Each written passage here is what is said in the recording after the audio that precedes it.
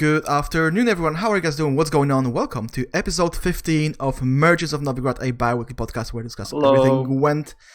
As you guys can see, today we have two very talented content creators, the mastermind behind the Oddball tournaments, Misterhabbla1, and the owner of the exclusive Palmering Club, Qupor. How are you doing, guys? Hello. The one-member club, the Palmering Club. It's a giant club, yeah. Before we get into it, a couple of words to our viewers. Guys, if you have any questions for our guests, you can ask them in chat.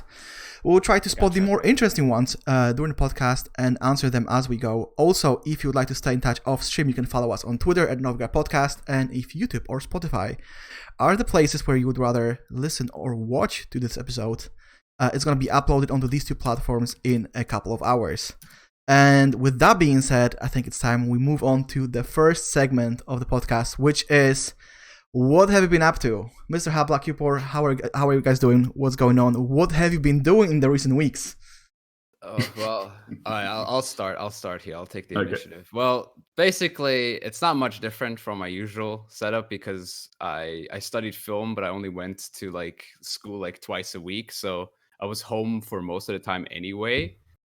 The only thing I miss is kind of going out with friends once a week or so. But now I just have more time to, create content, stream for my fans, for my viewers. So that's kind of cool, I guess. But I kind of do miss going out with friends and, having a bit of fun outside, especially now that the weather's really good again. I've started to realize that the sun doesn't go down before 8 or 6. So that's pretty decent, I guess. But we got to stay inside and stay safe. And so should you. Yeah, I would say that most players don't really complain about the quarantine or the state of lockdown because I was staying home anyway. How about you, Qupor? How is the quarantine treating you? For me, it's exactly the same. It's just that I can't go to work anymore. It feels a little bit weird because I worked in a restaurant and we closed really fast because no one wanted to buy our food in a time like this, it looks like. So I'm just here at home playing, but it's the same with Habla. I see the weather, I have friends, and I'm thinking okay, I like video games and they are fun, but I also like to breathe air and be outside. And it's so weird because I'm happy usually to be a little bit at home, but it's getting boring. It's not fun if you don't have a balance between everything. Only sitting at home, it doesn't feel good. Especially if I come back after a really hard day of work, it's even more rewarding to play some video games. And now it's just and wake up. Video games. Yeah. Video games. Then I'm thinking about writing an article. Then I don't do it because I'm lazy, and then I'm playing more video games. It's always the same. So. Yeah, that's funny. So, but I do go running on every Friday. I do go running for an hour at least, which really does put my mind at ease. It's really good. I'm also going outside just to buy small things. To have a reason, I'm not the biggest running fan. I should, but I'm not. So I'm just going outside to the supermarket and buying small things in small bulks. So we always have enough food in here. And maybe someday I'm lucky. I'm seeing a toilet paper roll because they are really sold out everywhere. It's not even a joke. It's really? So weird. Yeah, I'm not joking. Wow. It's so weird. I think people here... Someone said, okay, here are memes about toilet paper rolls brought out. And then everyone is wait, if there are memes, maybe the toilet paper is going to really go out. So everyone runs into the store and then the toilet paper is out. It's snowball effect. Yeah, I actually said that multiple times. Some time ago, I would say around a week ago maybe, there was this short video recorded by somebody who works at a warehouse that stores toilet paper. And basically, it's a huge space of thousands of square meters filled with TP rolls. And, the guys working there were just laughing their ass off, thinking about all those people hoarding and thinking, we are gonna run out. No, we are not gonna run out. We have enough TP for the next decade. That's funny. But to be honest, life hasn't really changed for me this much. I still go to work. I work in supply chain, so it is considered a vital industry. So I still work 3 days a week. So I get to get in touch with other people, even though, as I told you guys before the podcast, the workforce has been reduced by 2/3, something like that. So that's weird. And on top of that, yeah. I try to walk every day. I just try to go out in the evening to breathe some fresh air, because really just sitting at home all day long without having the option to go outside, that's really depressing. Especially if you don't even have a garden or anything. Like if you live in a flat. Yeah. There's this really funny video of like the unemployment rate with the GameCube intro with the it's like this really short little and then at the end it's like it just goes up like crazy. It's hilarious. It's hilarious. I love that. That was funny. That's the best part. Like, I really love the memes. I always love the memes where something important happens in the world. And now where you see that the important stuff is like hurting a lot of people, more and more people came out and transformed this pain into funny stuff. I think it's normal that in a crisis people start to make more memes. Oh yeah, just obviously. You have more time at home to make memes. For God's sakes, you can make high quality memes. But just think about future generations for a moment, because when we learn about stuff like World War I or World War II, it's all serious, right? Like serious news, propaganda papers, like historical accounts, pictures, film, stuff like that. And imagine like 2-3 generations from now, people are gonna learn about the Corona crisis, and they're gonna be like, "What? Just look at all the memes." Everyone was at home and watching movies and anime. It was horrible. Yeah, that's another meme that I saw. Like people were saying, our grandfathers had to go to war, and we just need to stay home. Grandpa, why are you outside again? Yeah, it was forbidden when I was young. We're gonna make this look like the apocalypse. Yeah, honestly. But I'm not gonna complain. It's really good for the podcast. Like the only reason Slama was here with all the leaks was because they couldn't do it during the tournament. Yeah, that's true. So that works out for me. They gave you some bad views, That's pretty good. I think enough about Corona for now, guys.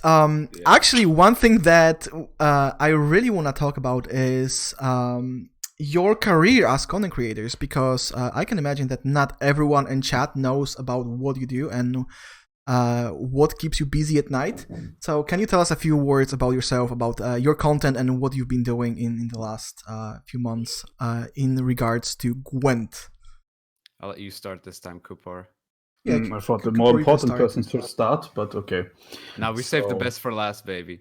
Okay, the best for last. It's kind of weird because I never feel like a content creator, to be honest, because I just drop in content when I feel like. I don't have a schedule like everyone. Like some people are going to post a video on Tuesday, are going to post a video on Friday, and then they're going to stream on this and this and this day. I tried to stream, but my connection was not really good, so I kind of stopped after 2 streams. So the only thing I have is the Palmarin Club, and now also the PuffCap Club, but this is like Legends of Runeterra, and I think it's not good to talk about other card games in the grains when you're in the Gwent postcards. And on the Palmarin Club, I'm just posting really competitive articles with the best grammar and writing you're ever going to see in the whole Gwent market. I'm also a former Arathusa and TLG member. So I'm using all the competitive knowledge I have and put it into these articles. But that's all. I mean, that's how I'm describing my blog. I mean, it's your thing to interpret it, how my blog is really. But this is what I'm posting in the blog. And I also posted a lot of memes over the years. I think a lot of memes you saw on Twitter or Reddit or everything are mostly from me. I'm quite accustomed to your memes, especially when it comes to my own personality. I'm maybe sometimes really mean, but I'm just meaning it in a nice, friendly way. Everyone loves some good memes. And speaking of memes, Misterhabbla1. Your turn. Yeah, thank you. Well, my name is Misterhabbla1. I have a YouTube channel, also stream on Twitch from time to time. But I would say my main, work would go into the YouTube channel, since I do separate the two. Unlike a lot of other Gwent content creators, I do separate YouTube videos and separate streams so that I can, sort of separate the both as for like individual content. And my content is mainly memes where I play decks that you wouldn't see on the ladder. I will always try and get to pro rank at the start of the season so that I can play the stupidest, most degenerate decks in pro rank. Some I'm proud of, some I'm not so proud of, but most of the time they go pretty well. most of the time, it's just it's not that bad. A lot of the decks actually are sort of fun to play still. There's never really a time when you're desperate, trying to win. Because I'm not the most competitive player, unlike a lot of other people who just, play the best decks all the time. And I think that just, to me, that would just get tiring, playing the same decks from every faction over and over again for like an entire month. So that's why I like, on the stream, I try stuff that I've already tried. And on the YouTube, I always try and innovate with cards that you just don't see in normal ranked, and try and surprise some people that wouldn't be expecting it. And yeah, try to pull off some crazy combos here and there, and sometimes just, play cards that you wouldn't just see. And yeah, you are very active when it comes to both YouTube and Twitch. As a matter of fact, when I was tweeting about this podcast, about going live, you published a video like 6 minutes before the show. Is that right? Is that correct? Oh no, I tweeted. The video was published at 1 a.m. yesterday, and I forgot to tweet it out. Okay, because I was thinking you are really using all the free time you have on your hands. And with that being said, I actually wanted to ask: is this just a beginning? Because I noticed that you are way more active than before, especially on Twitch. Like I remember you used to stream every now and then, and now I see you like almost every day. Well, yeah, it kind of helped. The quarantine kind of helped with that, and I mean, I tried to stream as many times back then, but now I just have more time to do it, and I have a better like time sort of schedule, because back in the day, every second day would be like a sort of The Witcher Trials, which is a Road to Glory series that I stopped probably like midway through. And yeah, that series would take a long time to, edit and stuff. So that would just take the time away from, streaming. And whenever I did meme cards, I tried to stream, but that was also kind of difficult because I usually started working later. But now I have a better like time schedule with all the things, and making meme cards and then afterwards streaming is usually what I do now. And it gives me more time to, and you're asking if it's just the beginning. I mean, everything's just the beginning to something, right? And yeah, I mean, the player like my viewer base just keeps growing and growing, and then yeah, maybe I'll continue doing what I do, and I enjoy what I do. So it's not looking like I'll stop like all of a sudden. So yeah, I mean, unless the corona gets me or something, but, you can do it even with corona. I think there is one content creator who thinks he's got corona. He was actually described as assumed positive. Like he was not tested, but he had all the symptoms. Like his immune system is shit because he was having a surgery some time ago, and he got in touch with the NHS. He's from UK, and they told him, well, you probably have it, so you have to quarantine yourself. We just don't have the capacity to test you right now. Oh wow, okay. That's and the guy, he's a former member of the podcast Lionheart, so shout out to our boy. He's doing better now. Good. But it didn't stop him from streaming. As a matter of fact, he's streaming more than before as well. Yeah, I saw that yesterday. He had like 200 something viewers. So that was cool. He's doing great. He got a great voice. Oh yeah, we are always joking, though to a certain degree, we are actually serious about that. He is gonna be a caster at some point. Like, of course, now the caster team doesn't have an opening, but whenever that happens, I think he will be one of the first persons to actually send their tape in to get the gig. What are our casters again? We have Jaguars, McBeard. We have two duos. We have Panda and Jaguars, and we have McBeard and Flake. I forgot Panda. Yeah, Panda is great. Yeah, he is great. Really, really entertaining guy. As a matter of fact, all casters are great. I had the opportunity to talk to all of them at some point, and really, really under a positive impression of what they do and how they go about their business. Really cool people. Qupor, I think this is gonna be the last question of this segment. Recently, you published another Palmerin article. And basically, what I would like to ask is, are we going to see more of them in the near future? How are things going at the Palmerin Club? I really have to wait. I mean, we have the journey. Like, they just handed you all the content. Yeah, it's literally meme potential. So Qupor, I have to say, like, you are the Onion of Gwent. You know the Onion is Oh, this yeah, like yeah. fake news. Yeah, I know. I love You that. gotta embrace it, brother. You gotta make Postille. content, man. Postille is the German version. I both like both a lot. We have the Postille, we have the Onion. It's so great. Tagespresse, oder? The problem is my last both article really had low viewer numbers, and I really don't even understand why.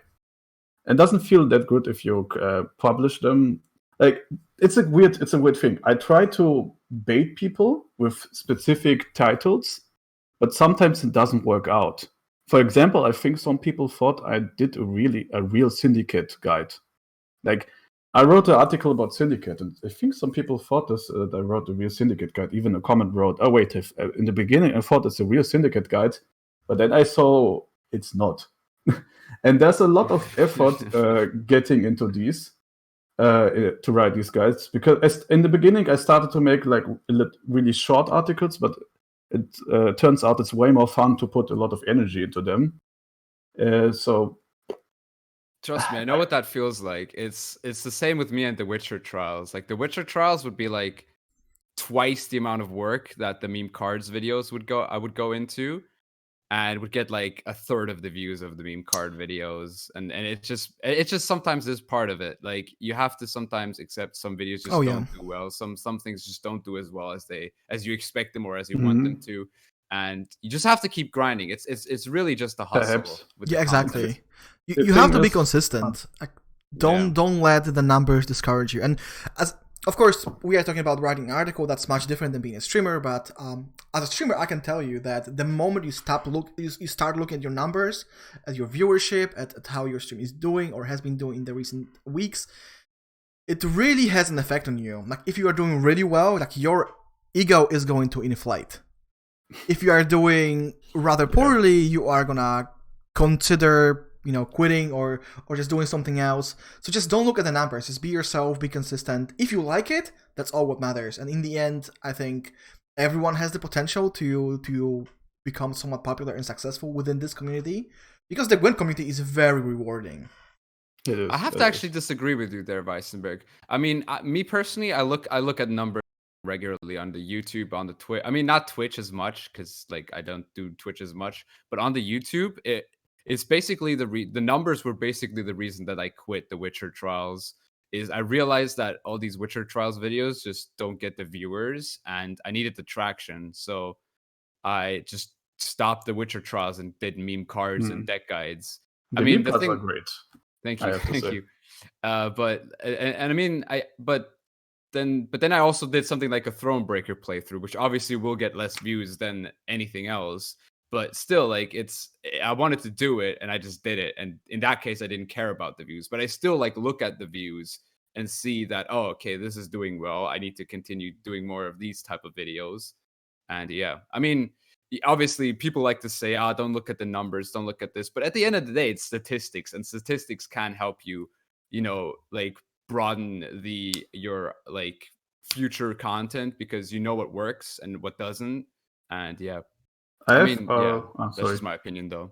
I think it's a matter of perspective, maybe. Like when you are a YouTube creator and when you are a Twitch streamer, these are two different things, because the numbers on Twitch are very fluid. They can change from day to day. It's often very difficult to spot a trend. Whereas on YouTube, you are gonna see more of a pattern based on the content you're producing. Yeah, as I said, I only do it on the YouTubes, not really on the Twitch. Also, maybe I think that numbers on YouTube can matter if you are trying to monetize. Yeah, because on Twitch, like, of course, if you are a Twitch partner, your share of the subs is gonna increase a little bit, but in the end, it doesn't really matter compared to when you are an affiliate. So yeah, again, I think it's a matter of perspective. But I really appreciate you putting it out there and explaining your point of view. Yeah, I mean, this is my point of view. About the question from before with the Onion and everything. Like I said, I have a second blog at the moment, PuffCap Club, for the Legends of Frontier, because I like both games at the moment. And I tried their new article called the PuffCap Report, and it's like a fake newspaper. And this worked great. Like I had a lot of views. It's like the most views I ever had in any article. So I'm thinking maybe to try something similar in Gwent, because the thing is, I had more views on my Legends of Runeterra stuff. I enjoyed to write. But I'm sorry, but that's just because it's Legend of Runeterra, dude. Yeah, I know, but I enjoy. I'm sorry. The community is much larger, I think. It's huge. I enjoy the Witcher world way more, to be honest, to write about the Witcher world, because I don't know what it is, because maybe I like Witcher 3 a lot, especially like one of my favorite game experience ever was Heart of Stones, or Heart of the Stone. Hearts of Stone, yeah. I always saying the name wrong. It was like one of my favorite things ever. That's the reason why I went bald, to look like Gaunter. No. You actually resemble him in a way. The perfect head shape. The perfect head shape is always important. So I'm thinking maybe to try this, because you can make like shorter articles. You can release them every week, and I mean, to be honest, I don't really need a format to write bullshit. Like I can do an article, I can do a diary, I can do everything. I'm pretty good in writing bullshit for everything. So maybe I'm trying it out. Who knows? And that's part of content creating, is you gotta bullshit a lot of stuff. Yeah. You gotta bullshit it all, honestly. Seriously, it's you gotta squeeze out every little bit of it. Yeah. Your interests are really great. Like from the comedic value, I love your intros. Yeah, the intro, you could say, like, I have a lot of intros that are actually my favorite. I would say my favorite one is the one with the cow. The cow one's pretty good. The high stake Gwent. And the other one would be, I like the one where I do the trollololol dance. That was just so simple, but it's so good in front of the green screen. It's also the one where I dance, the northern nights. No, not the northern nights, because the one that usually dance and the head moves in and stuff. I don't know how you would call it. Usually, when you watch a content creator that does a format like meme reviews, where you always expect the same, it's fresh and fun to see something else that he gives a shit. Like some people are just dropping their content, editing it a little bit, and okay, it's still effort.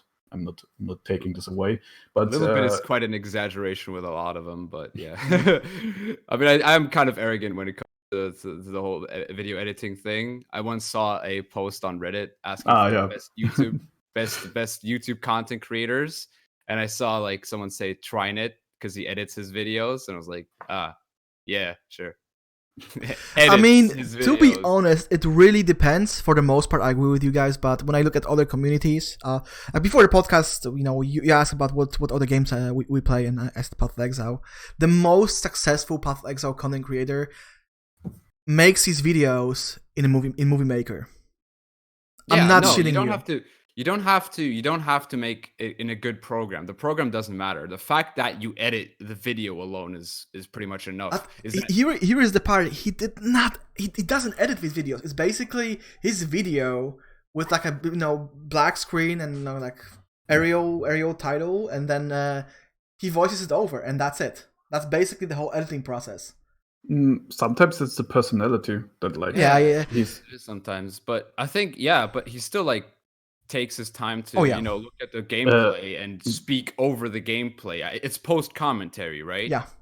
Yeah. So post commentary is a lot more difficult than live commentary, as I've learned from making like the Witcher trials, because I tried to do post commentary with like heavy editing style, because like my big inspiration was KSI when he did FIFA 12 back in the day. And he had this like series called Race to Division 1 where he tried to get to the top, and he did like this post commentary with like really heavy editing and stuff with like jokes everywhere. Yeah, and that kind of like inspired me for the whole YouTube thing. And it's really difficult. Post commentary is a lot more difficult than live commentary. So it doesn't really matter if he does it on Movie Maker or not. I just think like post commentary just means that he puts in that little bit of extra effort after creating his video, and then he like probably also writes down notes to say and stuff. I don't think he just goes on the like he just goes on and says these things. I think he actually like puts in the effort to make it informative and entertaining, I guess. Yeah, but now that you said it, I agree with you, because I remember years ago when I was part of a different community, people urged me to make videos with commentary, and I just couldn't.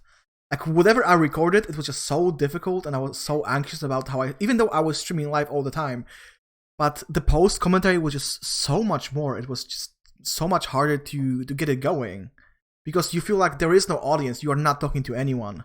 So I agree with you on that point, Habla.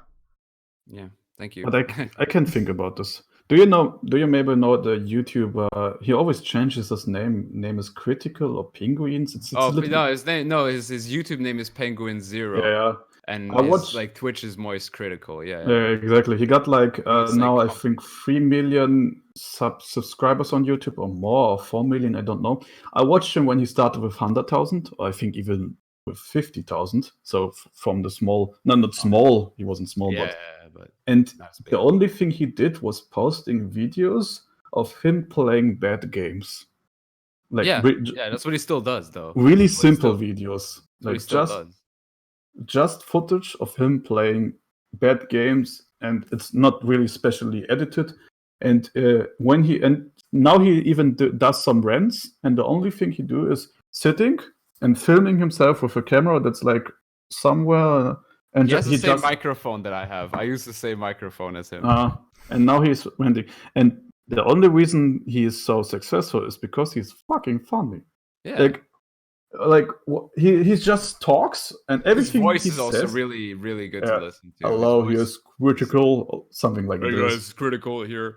And it shows that or you have the personality to attract tons of people immediately, or you need a lot of effort, or maybe you're like between both, that you have a little bit of interesting stuff to offer, but you're not shining it out. So and that's why I respect you, Qupor, because writing, you can't really shine your personality through writing. I mean, you can obviously, but it's more difficult than if you have a presence in front of a camera. I am kind of surprised that this worked out, because master plan. The thing is, I personally have dyslexia, like the illness where you write really shit. Yeah. Okay, I can read. I don't have I don't know how to call it in English, but it's like half. It's dyslexia. I'm like half stupid. Like I'm not full stupid. I'm half stupid. So I'm always surprised. I'm doing content with writing because I hated writing in school. I hated writing everywhere, and I'm still writing. And I have some people that I force to proofread my stuff, like friendly forcing. And in the beginning, they said to me, look, there's a mistake, and there's a mistake, and there's a mistake, and there's a mistake. And everything is a mistake. And then I started to say, okay, let's keep the grammar mistakes. Let's just don't change any grammatical mistakes. Let's keep a lot of other mistakes, because I have people that already, some of my mistakes got iconic for some people, because I write the word competitive all the time wrong. So I started to write it wrong on purpose. That's a good meme. And the word important, that I always, I love to use the word important, and I write the word important wrong. So I started to say to the people, okay, when we look over it, just let's change the sentences that are really hard to understand, and let's keep all the bullshit in there. That's funny. It's really important. But let's move on from content. Let's talk about some Gwent here, right? Okay, yeah. I like how Habla is basically directing the show. It shows his personality here. I mean, we need to make some arrangements, guys.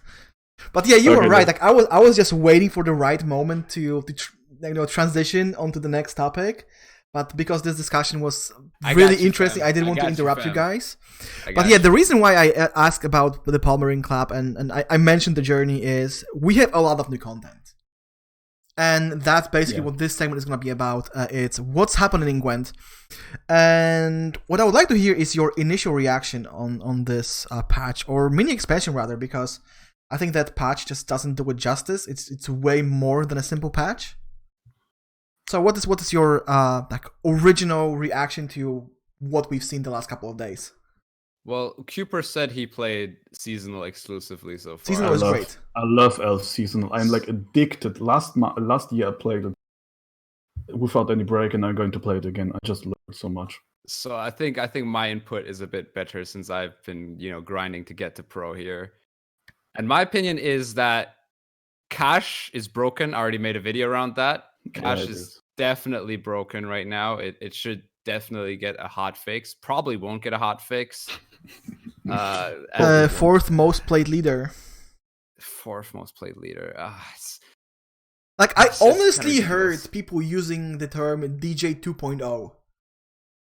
It is. It's better. It's not as good as carryover DJ. I don't think anything will ever be as good as carryover DJ.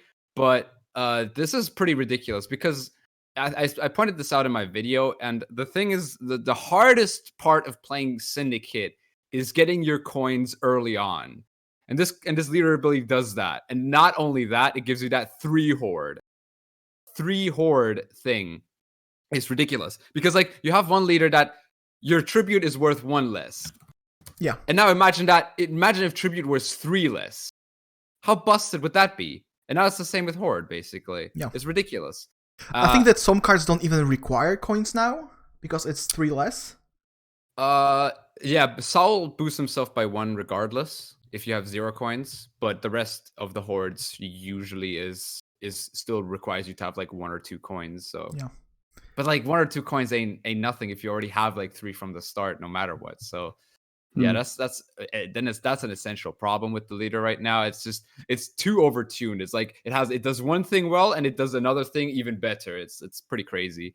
So yeah, and I would say all the other leaders, Ceres, a lot of people are complaining about Ceres, but I think she's not as bad as I thought she would be. I mean, she's pretty busted. She is very, very But we've seen good. that before. It's not like, the unheard of level of OP-ness.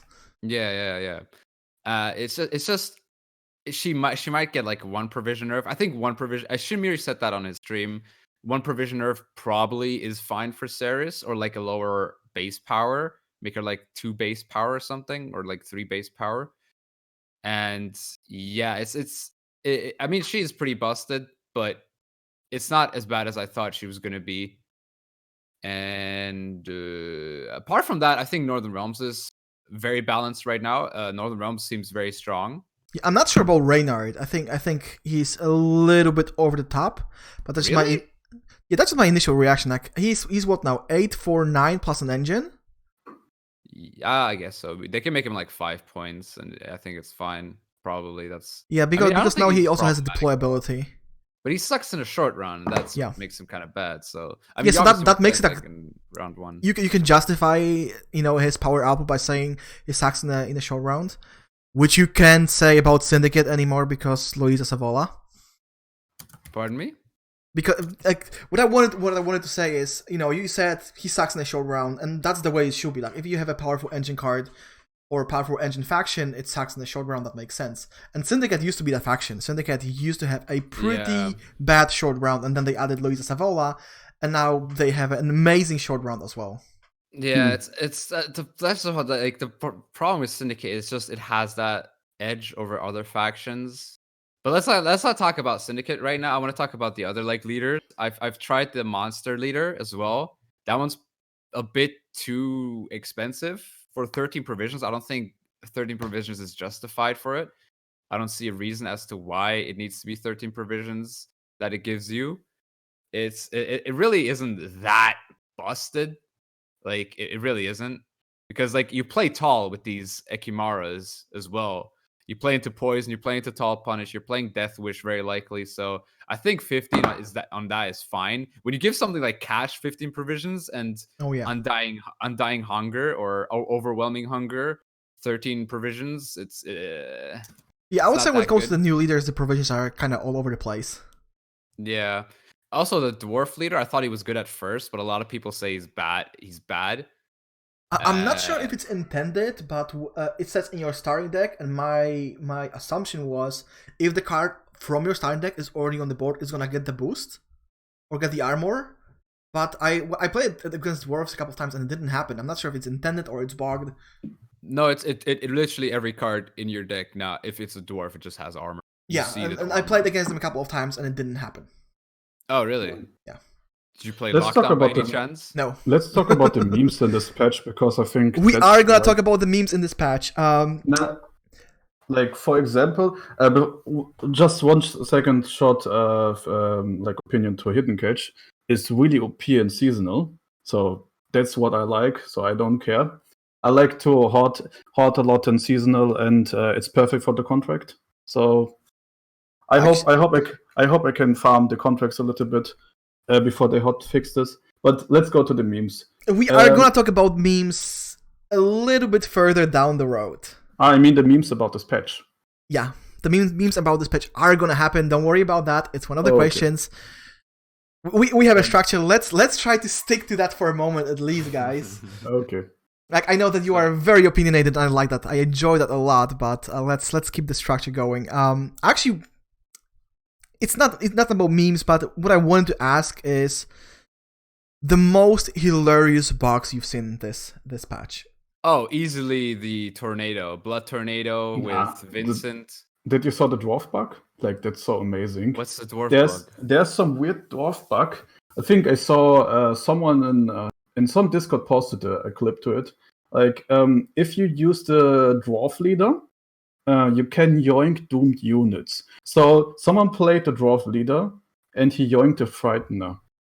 Like the one guy that gets summoned from Savola, or how his name is. Yeah, I know. I think it's a really uncommon bug. But I think it's a great hotfix from CDPR. They looked at the dwarf, they looked at the dwarf units, and we know the CDPR has a lot of internal testing, and they said, okay, the dwarf units suck. Like, they made such a great announcement.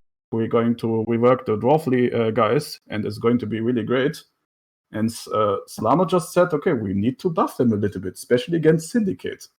And so now everyone can keep their leader against Savola, can get a 22 unconditional points non-existent Philippa. That's my absolutely best bug ever, and I hope that it stays. That's hilarious. I thought the tornado and the taking off consume cards are the best. This is just another level of memes. Yeah, I mean, I love these bugs because before you go on, Habla, why I wanted to ask this question is we see a lot of people complaining about game-breaking bugs, right? Oh, this is unplayable. The game is not enjoyable right now because this doesn't work, that doesn't work. There's a lot of it every single patch. And I wanted to turn this question into something funny because there's also bugs that don't break the game and are just kind of funny to see. And my first opinion was the tornado because I was trying to play Van Heymar, and I saw the tornado, then I played Vincent, the same thing.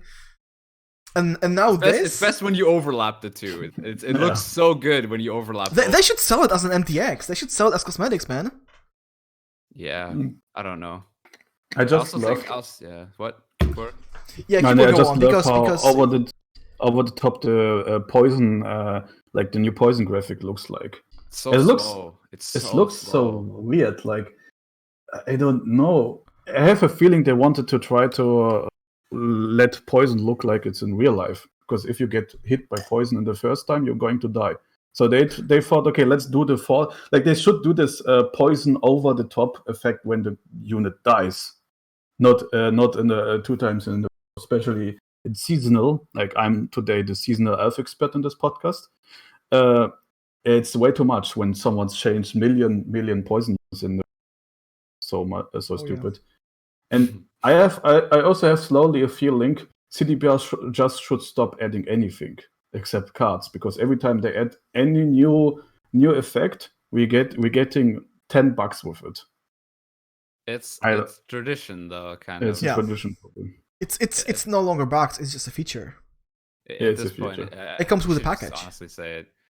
Not what I don't like. It's not like, no matter how fast you make these animations, they just get slower because of the bugs. Like, every removal animation is so slow. You poison a unit, it doesn't show anything for like easily 2 seconds, and then you're like confused what the hell happened, and then you can't use your leader because you have to wait for the animation to finish.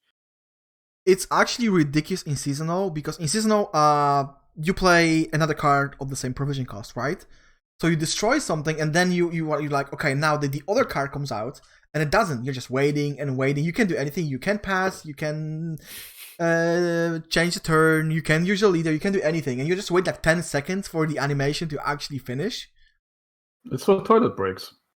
It's pretty obvious the toilet break. Maybe Slammer was okay. How can I play Gwent and be on the toilet?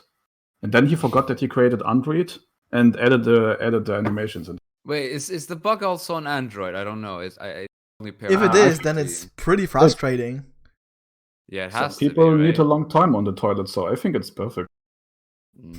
You play on PC and then go into, and then you have the same bugs. I know it's not a perfect environment for all the new players. I mean, it's a funny one, but it's not a good one. It's not a good one at all. I mean, it is funny because we are used to it, as people who have played Gwent for a considerable number of hours. But if you are a new player and you come across these kind of things, I understand it can be frustrating. Yeah, guys, for sure. Like, I can't disagree with you there. What? I can't disagree with you there. Oh yeah, like, it is really. It just yeah, really I was already ready for another rant by Misterhabbla1. I'm enjoying them a lot. Like, guys disagreeing with me, that's what I like, guys. Do it more often. We actually touched on the topic of the new leaders, and I still haven't heard Qupor's opinion on that. So I know that you are playing mostly seasonal. I am as well. I love this mode, but new leaders, we have 6 of them.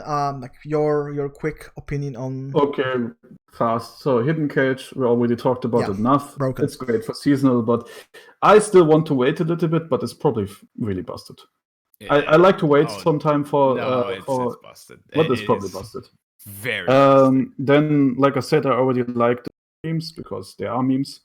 I'm not a big fan of these big CDPR rework attacks they always love to do in OS. And they made a new meme again. Not a big fan of it. Overwhelming Hunger is pretty cool. I like it. A lot of potential for cool decks. I always like to play monsters, and it's a cool ability. We have to wait for this a little bit. It's also great in seasonal because you can swarm your board and then you can eat your own units even more. You play Noon Raves with that. Noon Raves. Yeah, I already thought about this too. Imposter, also really great meme because all the people that thought it's going to be OP. This is the meme for me. Like I saw the ability, I saw the 13 provisions. I was like, guys, this is not OP. It is pretty good though. It's pretty good though. Funny. It really depends on the matchup. Yeah, it's very matchup dependent. Like, I know that I love it. I love I play like I played like the first deck was like a double Petri filter deck with like Damien, Morale, and Vatier. Yeah. So that I could just reuse the leader ability and then use Vatier on like a bigger card. That was hilarious. Yeah, I've seen a lot of people trying to make Imposter something more than it is. For example, I'm not sure if you guys know Baby Joseph. He's part of the Team Banding. Of course I know Baby. I mean, he's my man. Yeah, of course you know BJ. You know BJ. BJ is a great guy. So he released a deck, right, with Imposter. So what he plays is he plays Operator into Thirsty Dame, and then he uses the leader ability to lock the 1 on your opponent's side of the board and, spawn another one on your side. Oh. And I was like, okay, that's very creative, but you could just play Enslave 4. Yeah. And get 2 more provisions.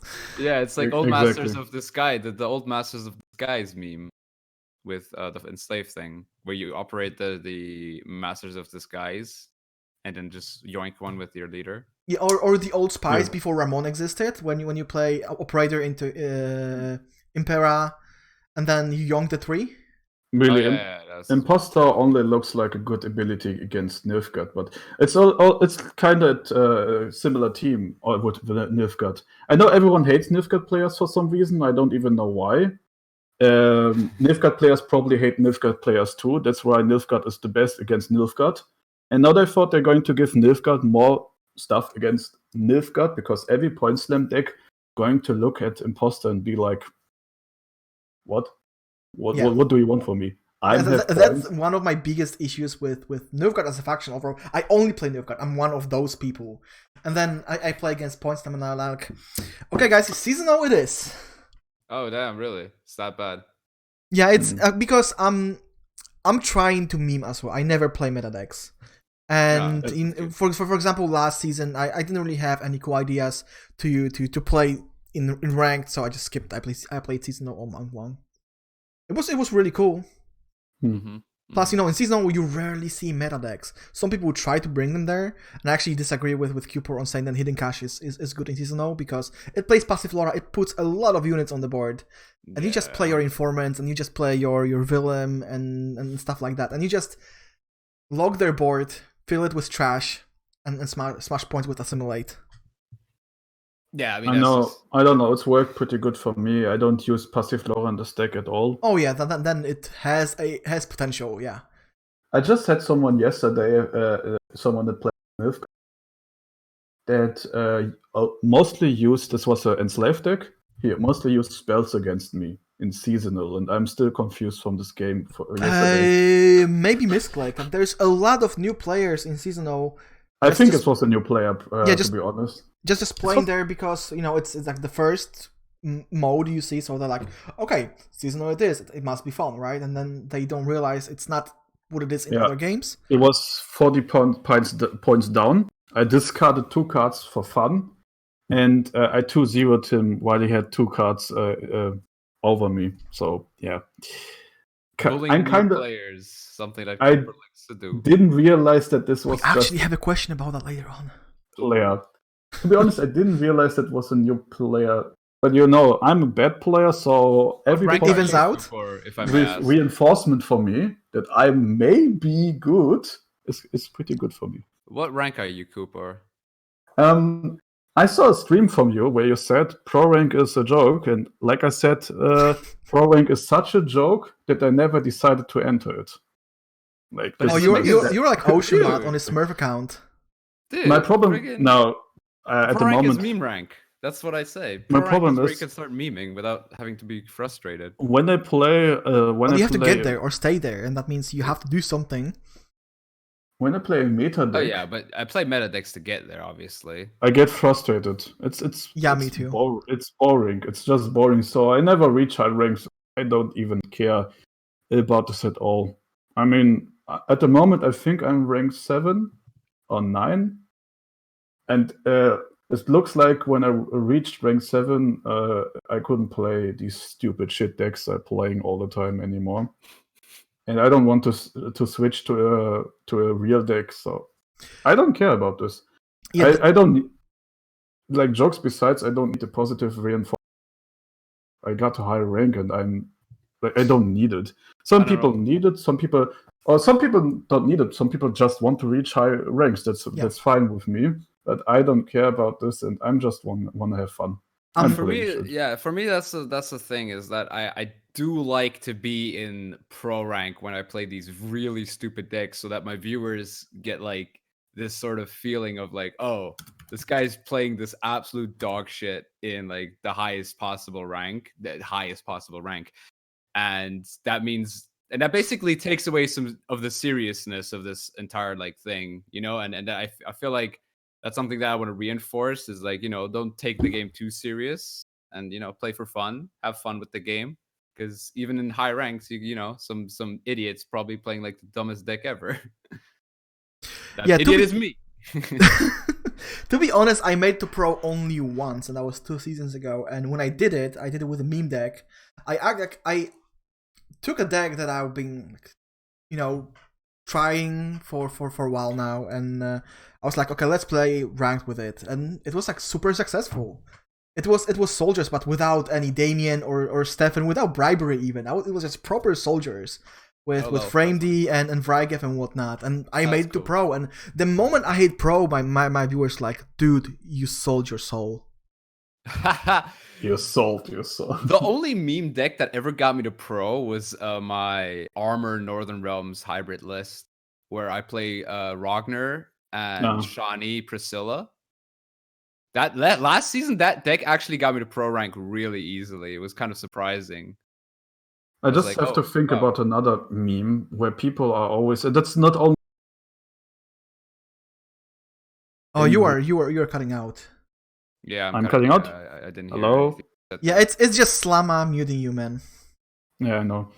The meme about net decks, like you probably had to use net decks to reach. Okay, you don't. You used a weird armor deck, but You probably had to use Weisenberg or Weissenberg. I never said your name out loud. I always wrote it. I just realized. Just say that guy. That guy. That guy. Oh, wait, you probably had to use and you maybe net decked it. I don't know, or you net decked the concept of it. I think. No, I never net decked, not a single time in my life. But let's say the most people probably have to net deck decks, and that's just like one of my favorite memes, because I don't understand people that are angry about other people that net decking. Exactly, I don't understand it either. It makes no sense to be angry at net deckers. It's like net deckers make it so much easier for you to know what they are playing. Exactly. Let's know exactly what card they're playing next. Someone's taking a syndicate poison list or something. Like last season, I went to rank 7, like I said, and I saw a lot of people playing poison syndicate. You see the list, you know what the list playing, and then you're realizing, okay, they net deck the list, but they play like fucking shit. They play really bad. So if you're an evil net decker, it's not important at all. If you can play the game, you can play the game. If you made your own great funny deck, power to you. You showed that you are not only a good player, but also a good deck builder, and you can adapt your strategy to everything. So yeah, that's kind of I just had to think about the game, and I'm puzzled when I'm reading all the. Our community is overall always really interesting when it's about opinions on different topics, and this is something that pisses me a little bit off. Yeah. Yeah, the community has the tendency to change its opinion overnight, and the mood swings are very apparent. Speaking of mood swings, let's talk about this journey thing, right, guys? Like actually, what we are gonna do is we are gonna skip a shitload of questions here because they are not really relevant for discussion anymore. So we are gonna go. Before we actually start talking about the journey, I think it's fair to show the trailer because not everyone has seen it. Sure. Go ahead. Let's go on a journey. I tried to watch it on stream once, but my internet died. So it was just like a 240 pixel video.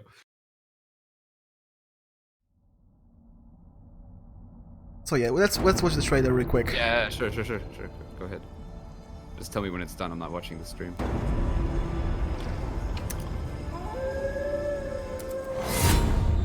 Step away while you can. Geralt is coming to Gwent, and he'll arrive in style. Over the next 3 months, with every round you win in any match, you'll progress under our new journey leveling system. Okay. Everyone will gain access to the free tier of the system that replaces crown rewards. Purchase access to the premium tier to immediately unlock Geralt as a legendary neutral leader skin. Level up to unlock unique perks, allowing you to customize Geralt to your preferences. Gotta admit, looking pretty good. This first journey will include over 50 unique exclusive ornaments unlocked as you make your way to level 100. Including coins, a new ornament type players will equip separately.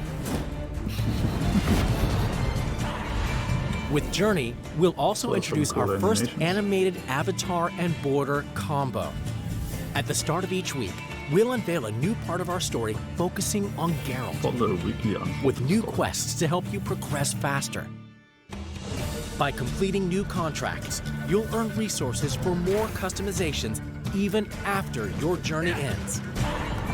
Interesting. Could be material for a ballad, that.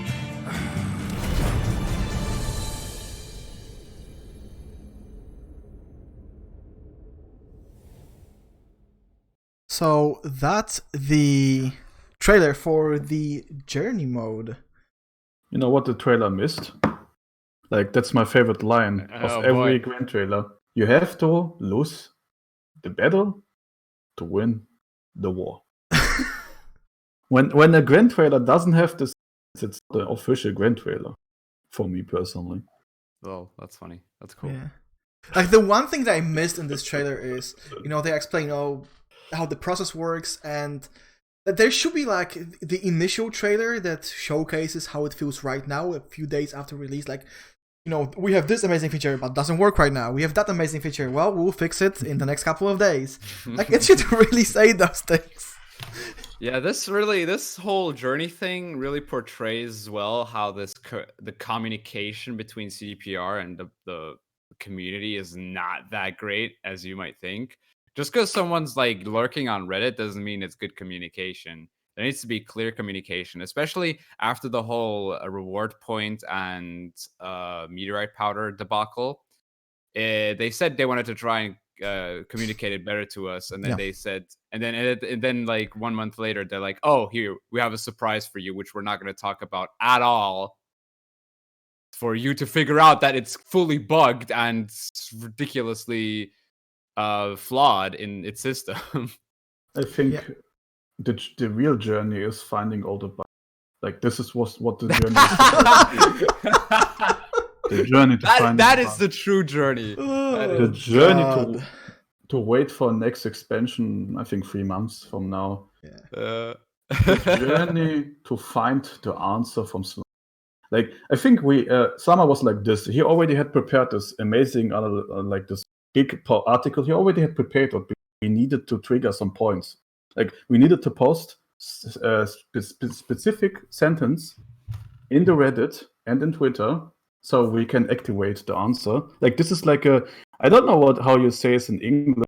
You have this Schnitzeljagd. I know the How do you say this in It's English? it's like a treasure hunt. Treasure hunt. Treasure hunt. It's like a treasure hunt. That's the real journey. He's going to reveal this in the end of the year, and we're going to. Oh my God, Slammer, you're a genius. This is amazing. He already hit 20 different bugs in the game for the next past few months. So, for example, I think I have a bug that Northern Realms going to have a high win rate, or Nilfgaard's going to win against Point Slam. Maybe everything is possible in the next few months. No, but jokes beside, I kind of expected everything that happened. Like all the bugs, bugs were inevitable. What I'm very mad about is that there is a limit to how many times you can. I literally reached the weekly limit in 5 hours. No, not 5. In like 8 hours. They consider increasing the limit to 350. There shouldn't be a limit. I'm sorry, no game pass has a limit. I played Rocket League, and when they announced the Rocket Pass, the Game Pass for that game, it was perfectly fine. It was so good. It was so nice. You could play Rocket League and get like really cool vanity items, and just pay like $8, and all you had to do was like play a bunch of Rocket League, and that's it. With this, you have to play like every week for a certain amount of time. That's so ridiculous, especially for like streamers. Another problem that I have, sorry to be on a long rant here, is the fact that after every goddamn game that message shows up, every game, at the start, it was after every game that this message showed up to me saying, "Congratulations, you've unlocked you've reached the limit of weekly rewards." And I'm like, okay, first time is fine, but after like every game, oh my God, I didn't even know this happening. At least they should show you the old like Michael Jackson meme, like stop. And Michael Jordan. Stop. Get some help. Get some. Stop. Yeah, if they show that, I would understand it. My problem with the journey is when I saw that, I was like, this is amazing, right? It's like the quest and the rewards, the vanity, everything is awesome. But here's the problem. The moment the community has to make fucking Excel spreadsheets to actually figure out how it works and what's the math behind it, you have a problem. Mm-hmm. Exactly. We had a very simple system in place with the crowns. Right, you win 6, 12, 24 rounds, you get some RPs. It was simple. Why not just kind of implement it into the journey? Because right now with the rested crown points, with rested crowns, with the limits, caps, It's too complicated, especially if you release on mobile. Why not keep both? Honestly, it's like you have one, but people like are complaining that this is like a pay-to-win system when it's like not. No, it's not. People are complaining that CDPR are getting greedy, but like, come on, this is like one of the most friendly like free-to-play games. Oh yeah, especially if you actually see the numbers behind it. It's not even like that good. It's just for vanity items. Yeah, you don't have to pay for it. It's not like FIFA where you literally have to pay for the game. Yeah, it's not paid. It's not pay to win. Not at all. And it makes sense if you look at the numbers. If you look at the Slammer article that he published last night, and you see their logic behind the system, it makes sense. But for me, the system is just overcomplicated. Like the moment people needed to do all the math to figure out how to do it, how many crowns are you gonna get, how many RPs are you gonna get, how does it compare with the old system?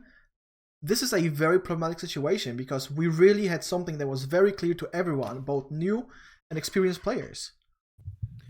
Yeah, I'm sorry, but I didn't even bother with the math on that. I was just like, I don't care because I know I'll probably like max it out with the level, but then I saw that there was a limit to it, and I was like, holy shit.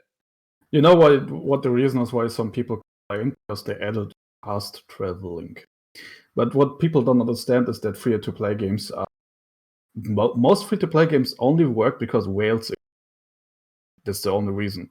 You probably know the name whale. What you mean with whale play? Yeah. Players that have too much money on hand and like to spend it in free-to-play games. So you give them the option they can fast travel, but who cares? Yeah, I don't understand why people complained about the 20 fast travel. Fast travel is completely okay with me. It makes a lot of sense. Some people it has to be done. This is like part of every game with a season pass. Every season pass has that opportunity. It's just a season pass. It's nothing special. It's not like they're going to hide some special cards like for every faction behind a season pass. No, they didn't do this. They just give you more cosmetics, even really good cosmetics. Yeah.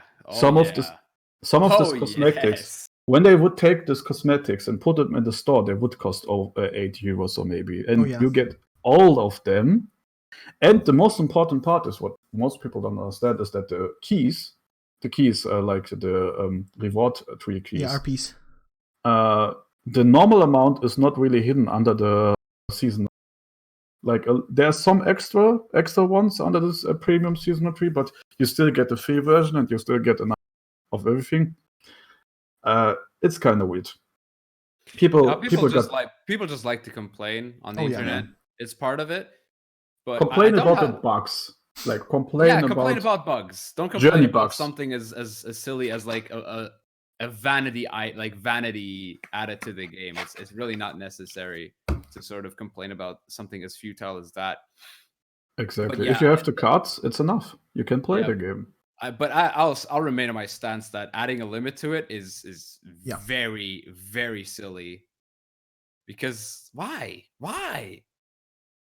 Yeah, there is no logical explanation. There is no logical explanation as to why there is one. I had this discussion with somebody else from TRS yesterday because... Oh yeah, I know the explanation would be, okay, so you've reached your weekly limit, so now you have to play next week as well so that you can... No, it's fast travel. Like, that's the only reason you can still fast travel. But... Look, I don't really care if the system is unfair or not because it's about vanity items, and no one should care about the price of vanity items in a free-to-play game. It's really simple. If you get all the cards, you get all the cards. There's not a single card hidden behind the paint wall, except it was for a time with Thronebreaker, I think. I don't know. Yeah, it's only Thronebreaker. And to be honest, the only Thronebreaker cards that you would not get if you didn't purchase the game were the premiums. So it still doesn't really affect your... The others were a bit more expensive, though. They were like triple. Okay, it's not nice, but it still wasn't necessarily pay to win. Because you need Glusty when you play Monster, for example. Like how you play Monster without Glusty. But Glusty was just 800. He was like the same price as... Oh, really? Okay, then that's okay. He was an epic. The only card that was like super expensive was like, I think it was Lippy, Keltalis in Northern Realms. It was Odo, I think, in In Skellige. Oh yeah, I already said Yeah, Skellige. Nilfgaard. It was. Wait, what was it in Nilfgaard? Oh, it was friggin' Isbel. Yeah. And yeah, I think those were the 5. Scoia'tael was Gabor as well. That was it. So the So only Levi was really overpriced. important card is Lippy in this. Yeah, I would say. but even Lippy. back then, no one Yeah. really played Lippy. Yeah. The only cards that I mean, yeah, no one played Lippy because they understood that this was like one of the best decks in the time, but this was really hard to control and play. Oh yeah, I remember that. I mean, I was too stupid to play it, but I saw people that know how to play it, and they Freddy has been on the Lippy bandwagon for a long time now. Yeah, but like I also know the person that created the deck, Novigrad. I don't know if he's in the chat because Yeah, he is. I already saw him. Oh, okay, but yeah. Yeah, but one thing regarding the journey that I really like is, and we've talked about it on this podcast quite a few times, is the equipable vanities. Because one thing that I always missed in Gwen is, okay, you get the skin, but you don't really get to alter it in any way. You just have the skin, period. And now with the Geralt journey, you can just equip items as you please. But you can only equip them to Geralt. Yeah. Right? Yeah. And that's, but I think it's a step in a good direction. Maybe over time. It is. Especially because you can create way more stuff. It's probably more easy to make a SWAT for Geralt than to make a new skin with new animations. Yeah. So they can make more vanities, and they can sell like a golden sword like a silver sword for 10 euros, a golden sword for 20, and a diamond sword for 40. Yeah, for example, it would surprise me if at some point they added boards that you can customize. Like you can put items on the board where you want them. Like you get a base set or something, and then just change it as you please. Yeah, like interactive stuff. Yeah. Like I don't know, like a gurney fruit that you can just constantly squash while you're waiting. Oh, for that would be great. Like exactly. In Hearthstone. In Hearthstone they have this, and I love it. I also like the coins. I do like. I love them. The coins are great. Yeah, the coins are pretty cool. But you know what pisses me off, and it's a very minor thing. It's a very minor. It was so positive for a second there. Come on, it was so positive. I had to. Like, I love order, and when I see the end turn text being off center, it just triggers me. I'm sorry. Like, the text is off center. It's not in the exact center point of the coin anymore. They fucked it up. Wait. I didn't look at it. I don't have. Yeah, see, exactly. I told you, it's very minor. People don't look at it. Oh, you mean the end turn thing? Yeah, or the end turn thing? Text on the coin. Oh, it's off center. Yeah. Oh, damn. That's. I told you, it's game breaking. That is some I kind of hope. Really game breaking stuff right there. It's awful. Overall, the coins are great, but I really want the last one, the wolf head. Yeah, you have to play this game. Well, you have to play every week for a lot. that's gonna. I mean, as long as they keep adding good seasonal modes, I'm fine with that. Yeah. Okay. I really hope they have a coin in the future.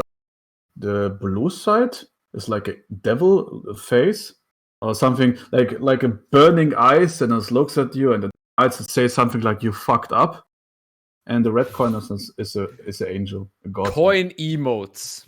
It would be really great. Oh, especially if you get the blue coin. Yeah, the red coin abuse, like whenever you have a point slam meta, and I think this meta is gonna be like that as well. Very much. Yeah, red coin abuse is gonna be real. No, like Ceres alone is like red coin abuse, like one of the most ridiculous red coin abuse cards right now. I mean, it's still not the level of the beta Brewer into spy play. Oh yeah, that was just ridiculous. I hate Silver Spice. I hated this concept. Yeah, I'm so happy they got rid of it. But back to the journey. How on a scale from 1 to 10, how bad are you feeling for arena players? Okay, you cut it out in the last. Yeah, you cut out there for a second. Okay, so the question was on a scale from 1 to 10, how bad are you feeling for arena players? Because they don't get any of it. Arena is not giving you dailies, and as a result, they don't give you the journey progression. They'll do it next month, though. Yeah, they said that. Yeah, but then you are already a month behind the curve. Yeah. Like how do you want arena players to get to level 100 if you exclude them for a month. I mean, 2 people are now not getting any journey. Yeah, okay, I know one. That's Bibo. Who's the other one? Okay, the other one is Slammer that probably accidentally clicked on Arena when he wanted to do something. I like Arena, guys. Don't hate on Arena. Okay. I like Arena too. 4 people, I don't know. Is it really fun against each other all the time? Do you have to each other and say like, okay, I want to play online queue together? Oh boy. Okay, I'm joking, but I know you're joking, but like, but I mean, let's yeah, say- it feels obviously bad because like a lot of people do like Arena and don't want to play like competitive. And Arena is actually very good, like with the reward system as well. I'd say like you pay 150 ore, and by the way, Weissenberg, how much ore do you have? Not a lot. I could buy 250 something kegs now. Because I did the math, I have 1,000 euros worth ore according to Arena. How much is it? How much is a single keg? 150. It's 1 euro. I think it's like €1.10 or €1.50, and it's 150 ore. So it's like one euro is 100 ore basically. So Arena players just can fast travel. I mean, what's the problem? So I have like if it's you said it's 150, so it's 150 euro for 100 ore. Then I have it's like pretty much 16. It's like almost 17,000 euros in ore. Oh my god. Because what I do is I never spend it. I only spend like other than Arena, I only spend it when there's a new expansion. Yeah, on kegs and stuff. Yeah, exactly. Yeah, I do that. Yeah, that's why Arena feels so unrewarding because well now you have the journey problem that's gonna be fixed within a month, but you are playing Arena and as an experienced player, it doesn't really give you anything. Like standard like base keg, what are you gonna do with it? I mean, if you win, you get a card. You get a legendary. You gotta win 9 times though. Yeah, it's Yeah. like really of course they are working on it. They are aware of the problem. For me personally, the only good thing that ever came out of Arena was basic Gaunter animation, like this video clip they made with Gaunter. That's like that's the only good thing. Okay, Arena is not bad, but it's a typical CDPR thing. They have great ideas. They have a lot of passion, but they have not the experience, energy, manpower, money, anything at all to make it happen. And that's kind of sad. Yeah, I mean, we've been saying that a lot on this show. It really feels like Gwent is just a side project for CDPR. It is though. Because you have the Witcher franchise, and obviously at some point there is going to be another Witcher game. We just don't know what that is and when that's going to be. And we have Cyberpunk, which is already pretty huge despite not being even released. And then you have Gwent. I mean, of course, Gwent is not it's not a failed project. No, because if you look at they already messed it up once. They already messed it up once with it, like, and then they just cut out like the staff and everything with the beta and everything. Yeah. I basically, also think that Homecoming, right? When they messed with Midwinter, and then they just went south after that, and they had to do Homecoming. Yeah, basically. And then Thronebreaker, like they had to use a lot of power and money and energy into Thronebreaker. Yeah, the problem with Thronebreaker is that they did a lot of marketing for that, except they did that when beta was still a thing. And then they promised this is coming this year. So people were like, okay, the trailer came out in October, like end of October, 2 months we get this, and then it happened after 14 months. Yeah, like, you cannot salvage a project that you announced is coming in 2 months. But to be honest, a lot of people don't like me for this, but I think Thronebreaker is shit. Like the game. The gameplay is. I agree with you. Like, I know that a lot of people like the gameplay. I think the gameplay was really resonant. There are two good things about Thronebreaker for me. Only 2. Music and dialogue. The music. I really like the music. Okay, 3 good things. Okay, you added some. I like the music a lot. I like the puzzles. They are fun. And I like some of the dialogue, but I don't like even the overall story. I like the dialogue. And there's a big difference between liking characters and the dialogue and liking the story. Because I don't think the story was even anything special. The only fun thing was hearing the dialogue with the good voice acting, because the voice acting was really good. But name one good video game apart from maybe like Red Dead Redemption 1 with a good like actual overall story that's like on movie level. Yeah, right. I have to think about one. Like video games is more character based and game because you have to like implement gameplay into it. And I would say that the gameplay in Thronebreaker is a bit flawed since it's very, very laggy and buggy at times. And the computer, especially against Novigrad, it takes a long time to load. I like Borderlands too, but I think the only reason I liked it was Handsome Jack. So yeah, you're right. But character yet again, so it's a character really story based. No, video games are not story based usually. They thrive on characters and just overall environment. So yeah, I have to think about my favorite games, but I read Last of Us in the comments, but that's just a basic apocalypse story. There's no story in it. It's just like I mean, you have those interactive movie games these days, like Life is Strange. Like The Walking Dead or The Walking Dead, yeah. So this is definitely about the story. Yeah, but like those lack in gameplay. I'm just saying that a lot of people said, the Thronebreaker story was mind-blowing. For me, it was after some time, okay, they say the story is about betraying. And then everyone is like, okay, please stand on line. I'm now going to betray Meath.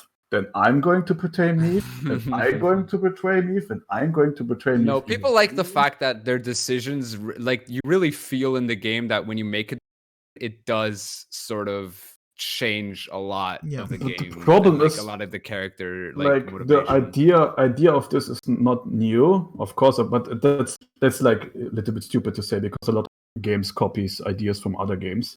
Yeah. But it didn't feel like anything special for me anymore because I already played a lot of games that have the same idea.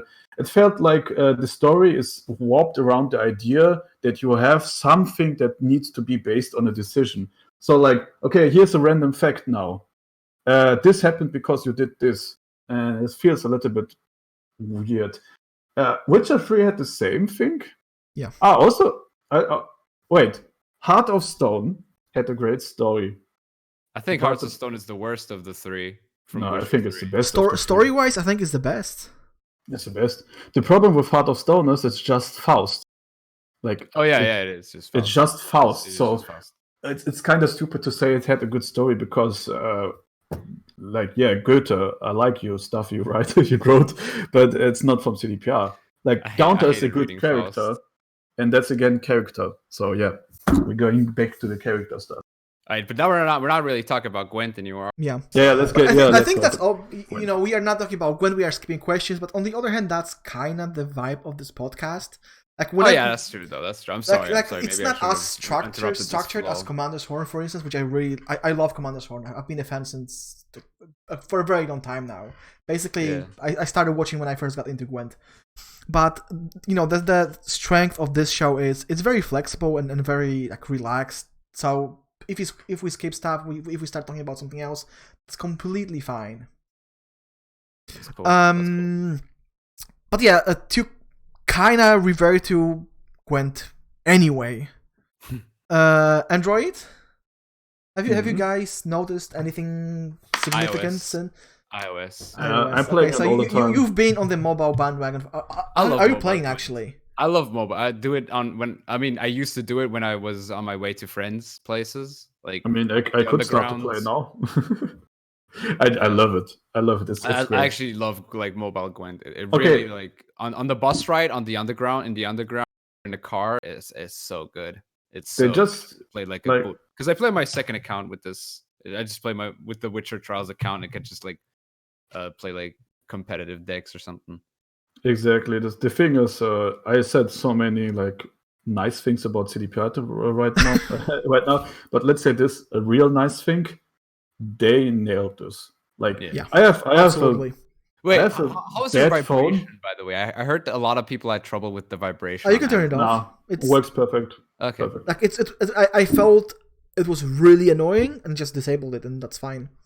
Yeah, if you don't like it, you just disable it. Yeah, exactly. I like it on iPhone because it's very subtle. It's like a very little. I mean, on this iPhone at least, it's the XS. I have a bad Huawei P20 Lite phone, and it still works great. So I can't complain. It works great. It plays great.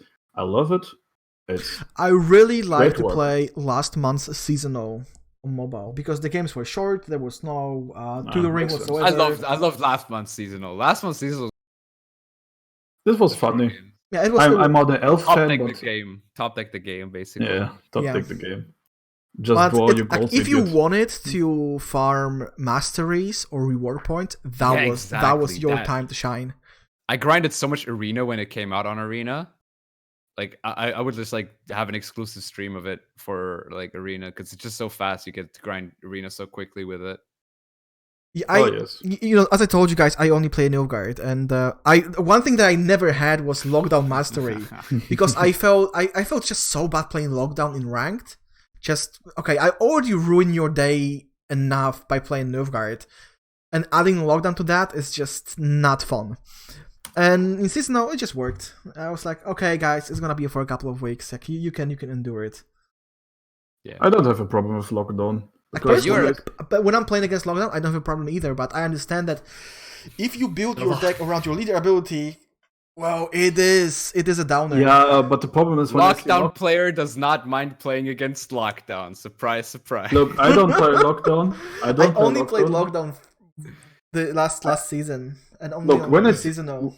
When I see lockdown on ranked, I'm like this. Okay, is my deck built around my leader? I just insta leave because I don't care about my rank and I want to have fun in games. If I play point slam, I'm like, okay, how are you going to outpoint me? I don't care if I don't have provisions, my leader. Right? I don't care if I don't have my leader. I really don't care. I'm just going to outpoint you. It's the same when you play against Mill. Like when the game needs to be in a huge imbalance, that stupid stuff like this, like Mill, really can outpoint you. All these strategies never going to outpoint you, except the game is unbalanced at the moment. So I never cared about gimmicky stuff. For example, I also like to play meme decks. Not surprising. And I'm really fine when I'm losing with the meme. Mill is a meme deck in a way too. So, and I want to lose. I don't want to win every game because when I win every game, I know this is a shit game at the moment and it shouldn't exist. So yeah, that's why I don't care about the lockdown because I think lockdown is a meme. Sorry. I don't care about Mill. I don't care about any stupid deck, and I hope that more meme decks, more meme guides getting out. That more people try to play stupid decks, fail but have fun at the same time. So, what is your favorite meme card, guys? For me, it's Avalach the Sage when he has his first when he was in closed beta, because no, it wasn't closed beta. It was when he draw 2 cards. Because that was the moment when I started to make stupid memes. When this card came out, and wait, what did he do? Oh, he was just like a create, right? Yeah, create. He was the first. That's the thing. He was the first create card in the game, and when I saw this, my eyes lit up. Like I looked at this card. What did he do again? I'm sorry, I forgot. He was, I think, 1 point or 2 points or something. Gold card. It's important that he was a gold card because turbo. And he summoned a random gold card from the enemy deck. Oh yeah, that's what he did. So what I did, I forgot how I did it, but I promote him so I can touch him, and then I bounced him all the time.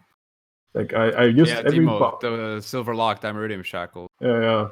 I bounced him as much as possible and tried to win a game like this. I mean, it was a fucking shit strategy, but I called it Avalach the. And this you cut out when you said it. Yeah. Avalach the Bounce. The Bounce. His name was Avalach the. I even posted the deck list. Sometimes when you play against the enemy, you could have a full board of Avalachs. Because Avalach summons Avalach. It's like the Slave Hunter meme we had.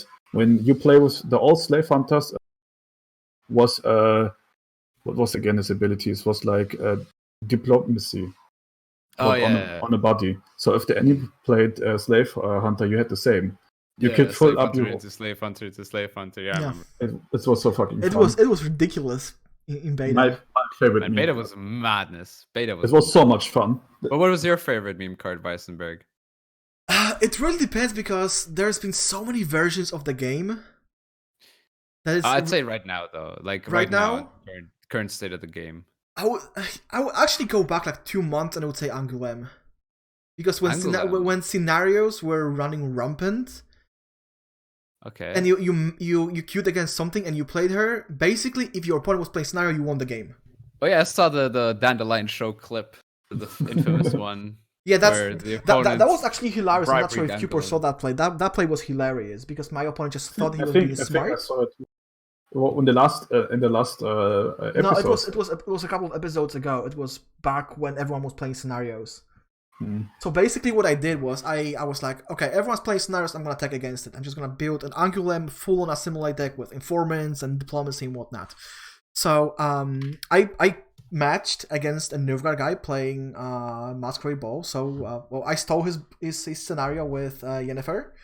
And then next round I played it, and then I played another one with Angulem, and he was like, okay, I'm gonna Yennefer his Angulem and play his scenario for scenario +3, except I didn't have any scenarios in my deck. So he stole my Angulem, he played it with the leader, and there was nothing. Yeah, this was great. funny. This is great. But the best matchup back then was Siege. Like I was ruining them crazy. all the time because I would steal their Siege and I would play another one with Angulem, and then I would just copy every single machine they played. So I would be winning games by 50, 60 points all the time. Just 2-0ing them with double Siege while playing Novigrad. It was crazy, and you know that was probably the most fun with memes I've had in the last couple of months. I mean, I love Spoiler too. Like, Witcher lore, the sieges of Nilfgaard are better than sieges of them. So you just short them to real life. Yeah, honestly, it makes sense. It actually does make sense. It's lore friendly. So, and your favorite meme card? Aglace.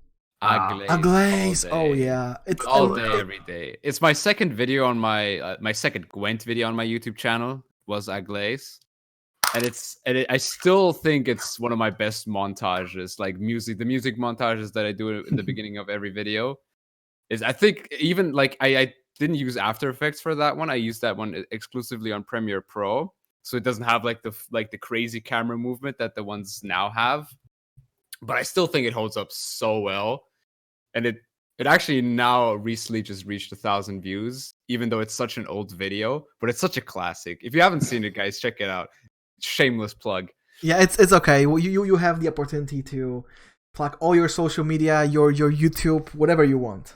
Yeah, no, and I still like I have like 3 different like videos where I play Aglace. I have one with Sienna, the first like the meme cards with Sienna, where I got, I think, 120-point Aglace. So that was pretty funny. And then I have the 90-point Aglace deck guides, which is also a lot of fun. Yeah, it's actually an obvious meme card. Like it's there, and every now and then somebody is gonna play her. It is just going to happen at some point. I think Flake was playing Aglace not too long ago.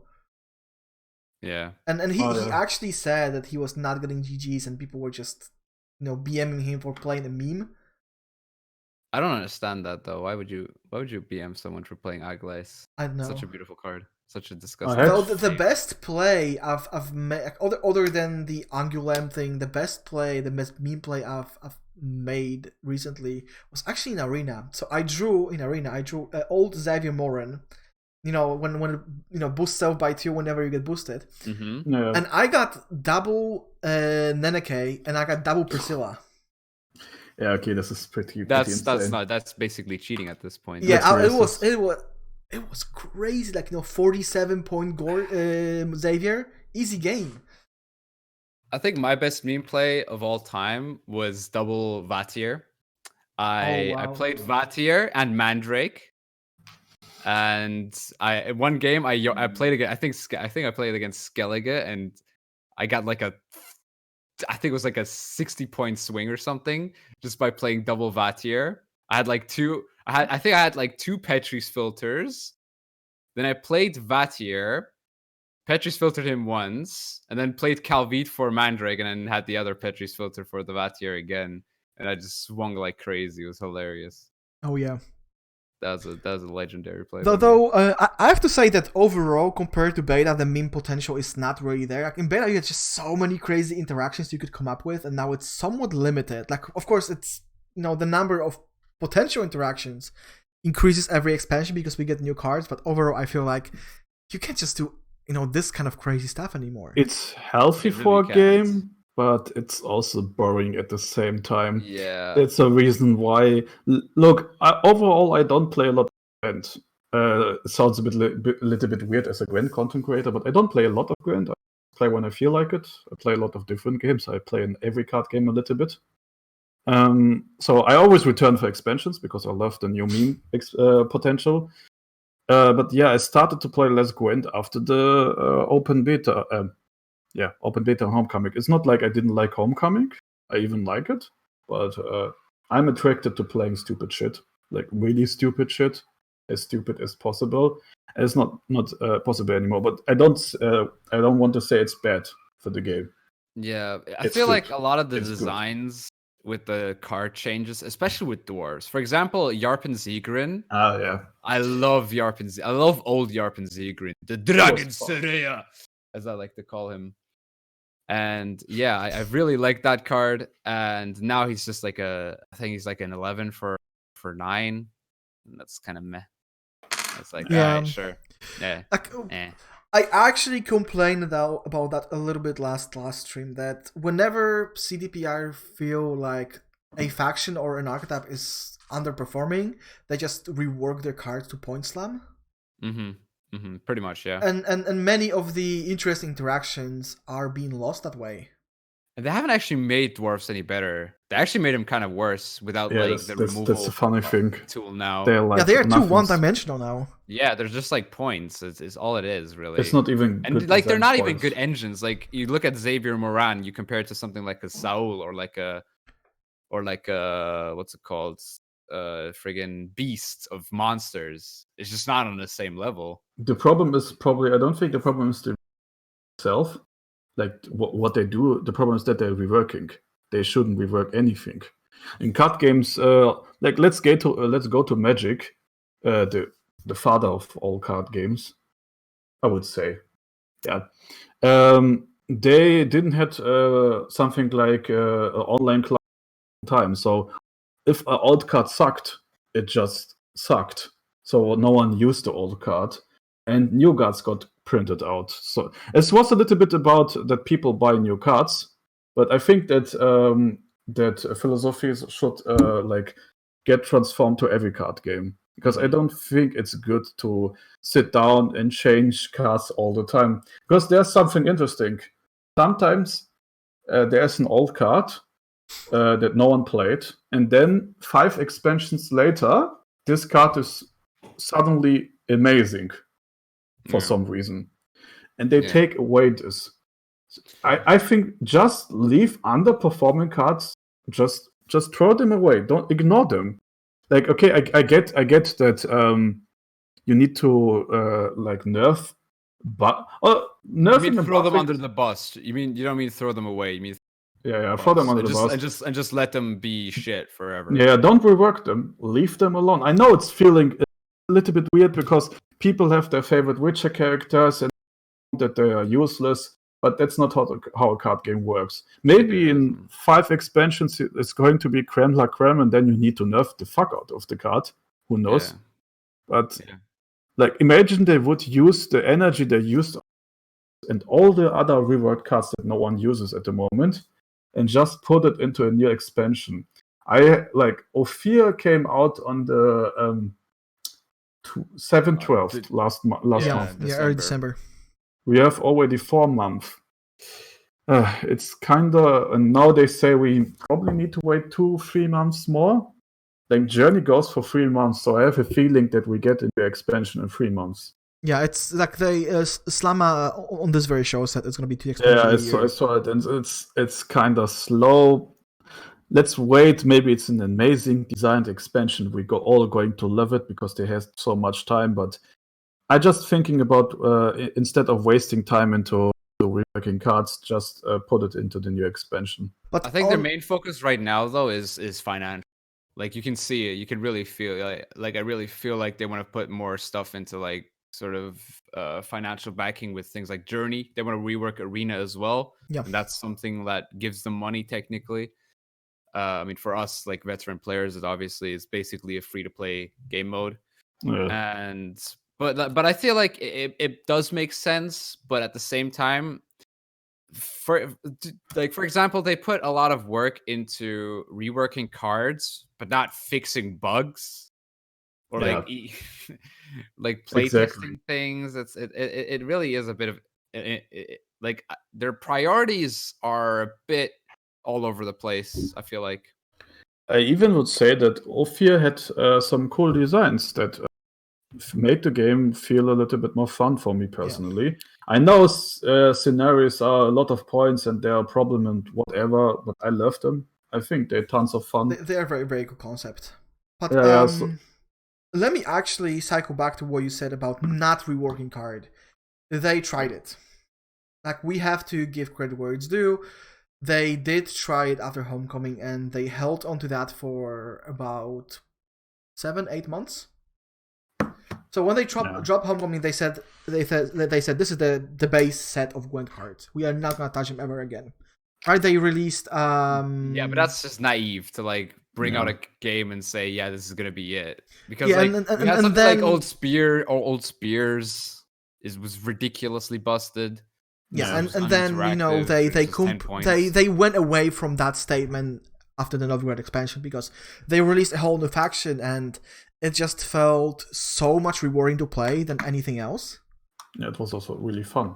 Yeah. Like, they felt compelled to rework bronzes, but once you get it going, you can just say, okay, we are not going to rework cards anymore. Though on the other hand, they should keep some cards bad, hoping that one day they will add cards that will somehow improve their interactions. Let's look at Fangs of the Empire, Rod Tosser. Nobody played those cards before Emergence of Fear. I played them in Spies. They were actually kind of good in Spies. Okay, but they were not being played very often. Oh yeah, okay, I know what you're saying, but I saw potential in them. I actually made a deck, like I think it was like a video saying my favorite decks to play, and I showed that Spy deck. And then the next expansion, they just upped the poisons and gave it poison a lot more support. And then suddenly poison was busted. And yeah, I mean, I kind of knew that like if Novigrad gets like 3 or 4 more poison cards, like Spies or just like poison alone could be very powerful. And that was the case, I guess. Yeah, but maybe it was the plan all along. We don't know. But really, for months, people were just wondering, what are these cards even doing here? And then all of a sudden we get an expansion where we get a number of interactions and people were complaining about Fangs of the Empire. Nobody's really complaining about Rod Tosser. I think overall it's a good design. It's not a bad card. Rod Tosser is a very good design. Yeah, I love the concept. Oh, the old Rod Tosser was they so were just sitting evil. there in within the faction doing nothing for months. Like since Homecoming / Crimson Curse.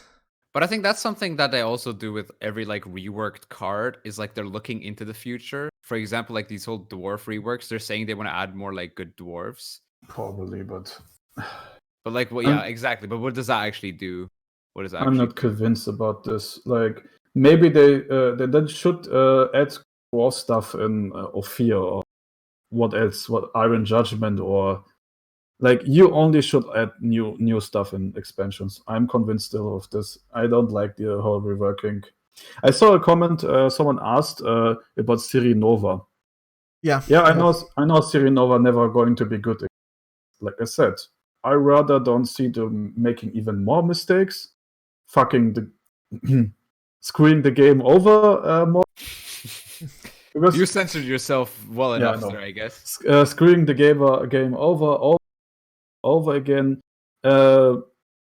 It's way more healthier to build up your like with Fang of Empire. They released Fang of Empires, and then later they knew they're going to add more poison support in the next expansions. They knew it. It's obvious that this was all planned. It's not random. Like, okay, we're going to add them and then we're going to ignore them forever. It's not surprising. It's a way better way to build archetypes than just jumping in, like sitting down for 2 weeks or 3 weeks and saying, okay, I don't like dwarves. Let's fast change them. And then you see what's happening. No one plays. They're boring. And the thing is, they are scared to make them too strong. Yeah. Because they have a feeling that's the reason why they're probably underpowered. It's so fast. They did everything so fast that they say, okay, let's rather be underpowered than overpowered. A lot of people have bad dreams about dwarves anyway. Oh, yeah. So I kind of like the worst dwarf thing ever was casino dwarves. Not even rowdy dwarves, I think. No. If you remember, casino dwarves was a whole nother level. Busted. Oh yeah, and it lasted for a very long time because they released Midwinter and they went away for a couple of weeks. They got back, and of course it took them time to look into this. So the dwarves were with us for what, a month? Mm-hmm. Actually, I would like to cycle back to a comment made by Hamedi, who said, and what's the bad part of Point Slam? Because this was actually a question on my list. I think I answered it's personal preference, and in a way it is, because I always felt like, reworking cards to be more Point Slammy, it just makes the game boring. Like, it takes away interesting interactions. And, if you've played against one Point Slam deck, you've played against them all. I think personally it's a big preference, like you already said, it's your own preference. I don't think that Point Slam, or let's say aggro decks, like in other games we have aggro decks, like in Magic we have red decks, or in Hearthstone we have rogue other decks. Like I personally think they are complex in a way. If you want to reach higher ranks, you need to think with your brain. Like some people think that you just throw points in the field and then you win. I think there's a lot of but it's the same with control. Like I'm not a big fan of control, and I'm never going to play control myself. But you also need a brain to use control. In the end, I think it's not important about what you play; it's more important about your brain.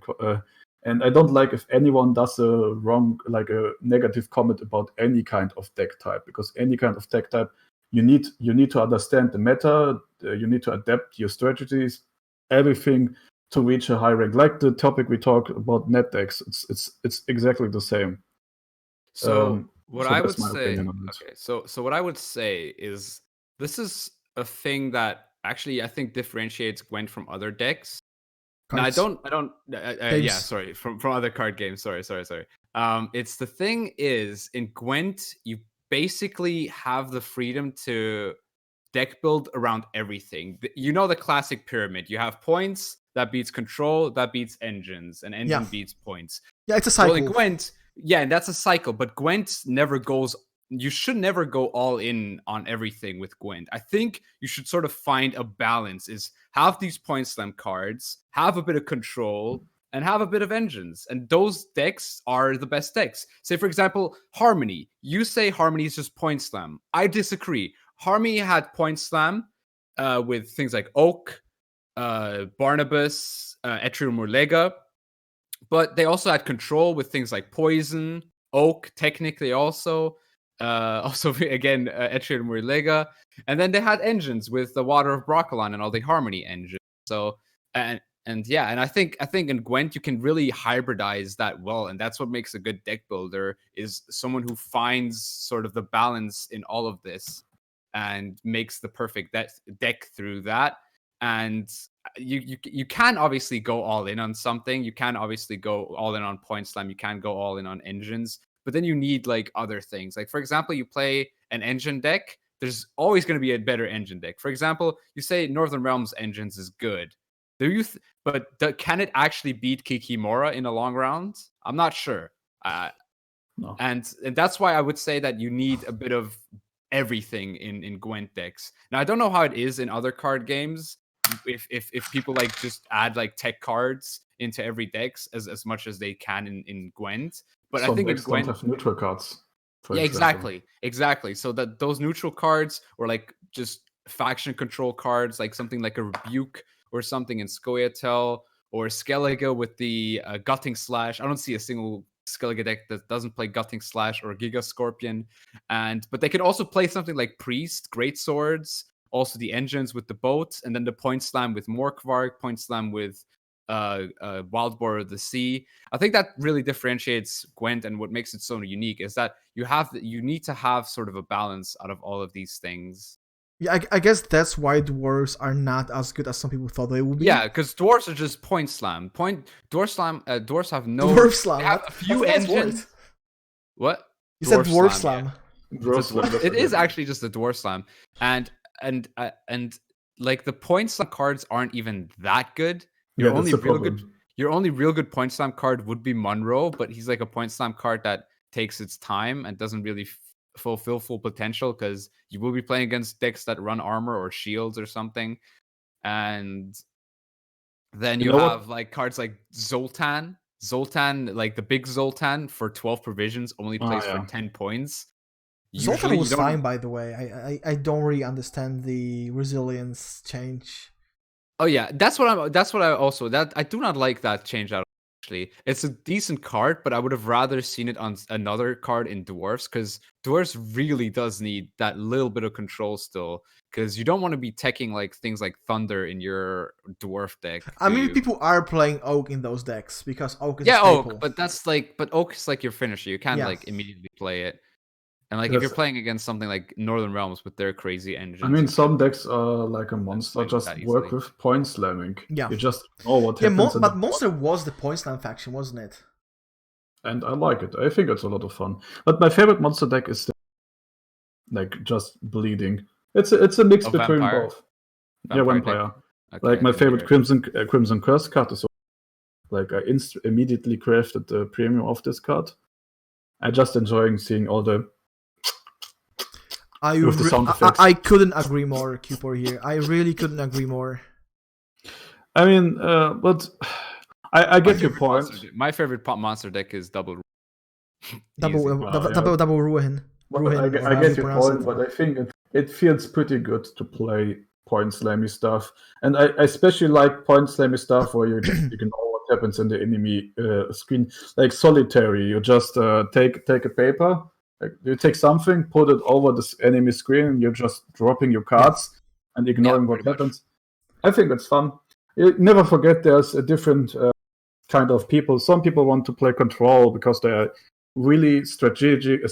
They love to think like 20 million turns in the future and think like, okay, I'm going to remove this and then I'm going to do this.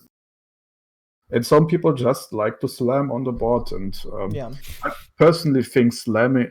And the problem is with I know you don't like point slam at all, but I think point slam always going to be better than control, because with point slam you don't have to care about the situation. You just slam. Yeah, no, that's like control. That's the pyramid. How I was talking about. That's the thing. You're right. Like, to answer the question, what's the bad part of point slam?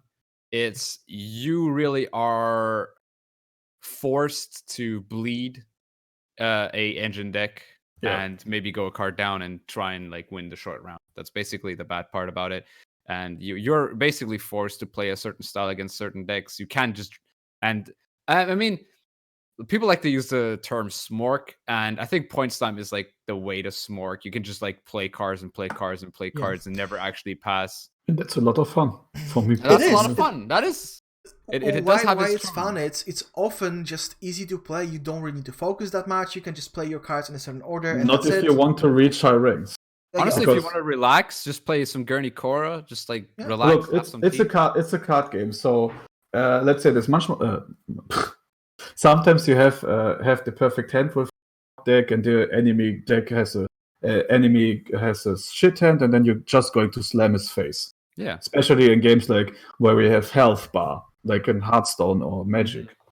But let's assume both players have a good hand. If the point slam player is a shit player and the control player is a good player, he's not going to reach high ranks. And overall, like I said, I still don't think it's easy. It's easy if you want to slam some noobs. Then you're going to slam them. And yes, it's easy if you have the perfect hand, but it's always easy to win a card game when you draw the perfect hand. Oh yeah. That's what that's what we pay. That's like the price we pay to for being addicted to card games, that we got screwed by Destiny. Sometimes we have shit hands, sometimes we have great hands.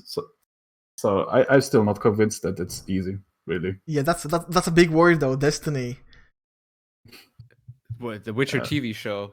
Literally every Destiny! I didn't even remember that I made it. Okay, guys, because we are kind of running circles here, just talking, balance, and then we talk about the new stuff, and then we go back to balance. We talk a lot about beta. And just like that, we are only to our mark of the show, and there's still some things I would like to talk about.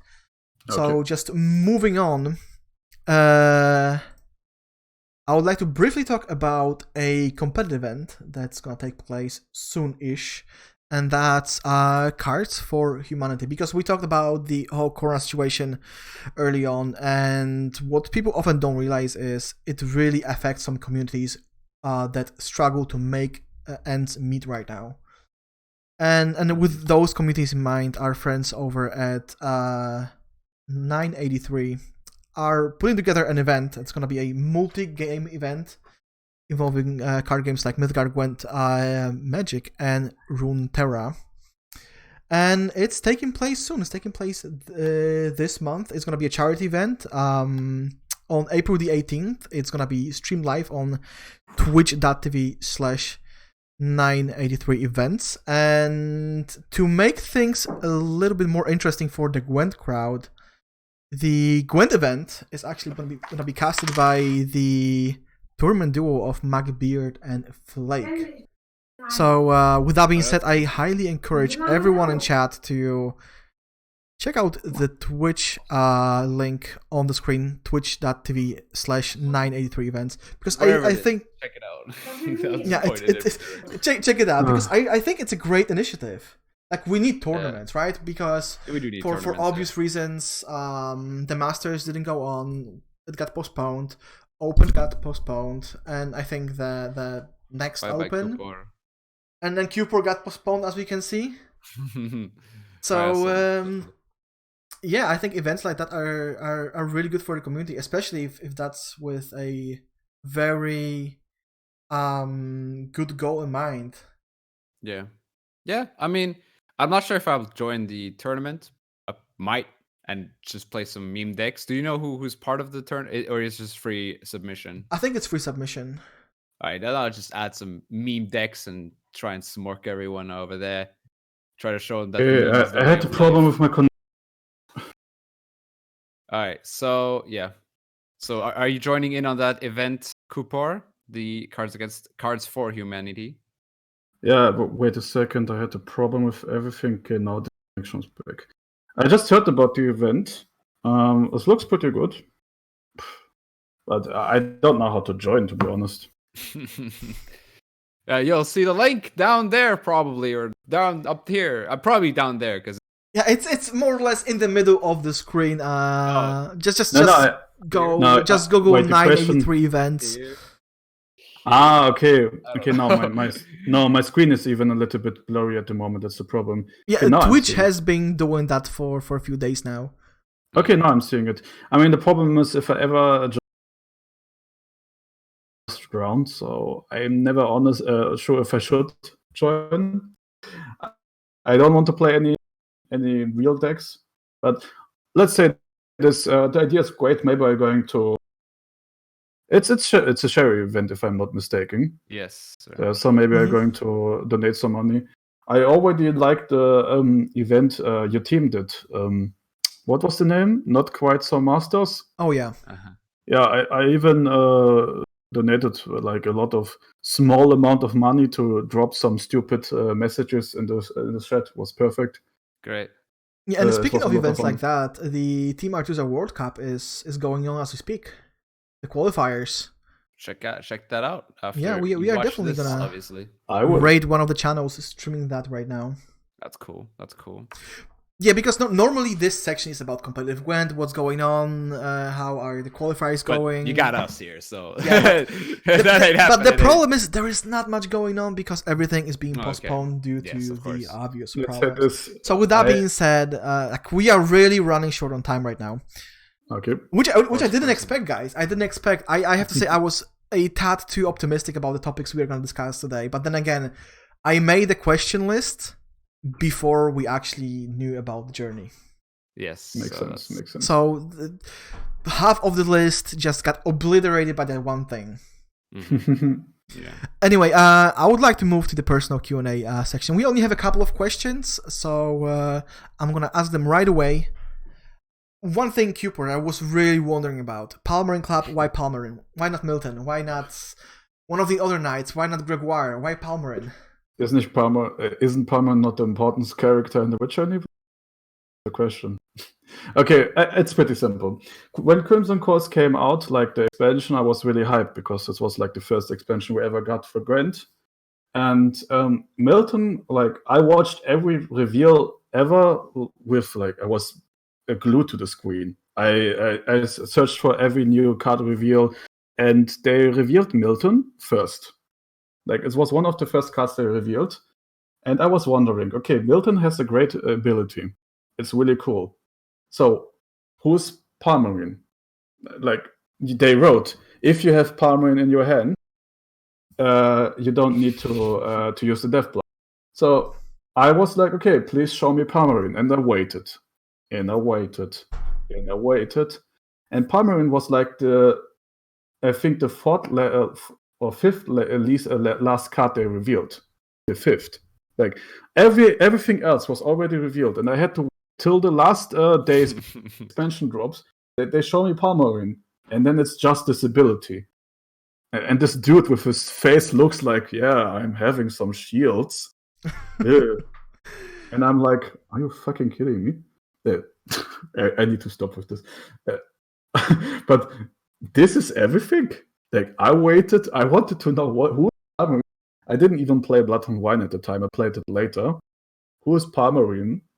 What does he want from me? Why do I have to wait for the special card? Because you show the coolest card in the end, like to hype the people up. Everyone, you need to show cool cards, and they show Palmerin. And for me, it was like some joke, and I thought, okay, when I ever do something like this, I need to make a club, especially because to understand why Palmerin. And this is like one of the first times I'm ever answering this question. And I hope not a lot of watch this YouTube video to this time, because I don't want that the people even know why Palmerin. It's just you have to accept it. Also, he's bolted. It's part of the joke. Yeah. I actually understand your sentiment here because this is gonna be very brief. I think that Shield, the moment it was implemented, it already felt old and unnecessary. Yes. It was like, we have Shield, it doesn't really do anything, it doesn't synergize with anything. Okay, it gives you a layer of protection, but on a card like Palmerin, really? It's so useless. Yeah, and that's the reason why I did it. Like Milton was even usable. I mean, he had some good points, just some damage, a good body, and yeah, that's the joke of it. That's the reason why Palmerin is my club owner, my overlord, and let's say this was also really interesting. There's a Twitter user on Twitter. Yeah, she I don't want to say the name, but like I found her Twitter on accident because I searched for Palmerin picks. There are not that many Palmerin picks. I know it's really surprising that there are not that many fan arts of Palmerin. And every fan art I ever used from him is from her. She's a big Palmerin fan, and I never know why. Like she's obsessed with the character. She has a lot of Palmerin fan art, and there's really like star-crossed lovers. I see. I'm not really interested for Palmerin at all. That's pretty obvious, I think.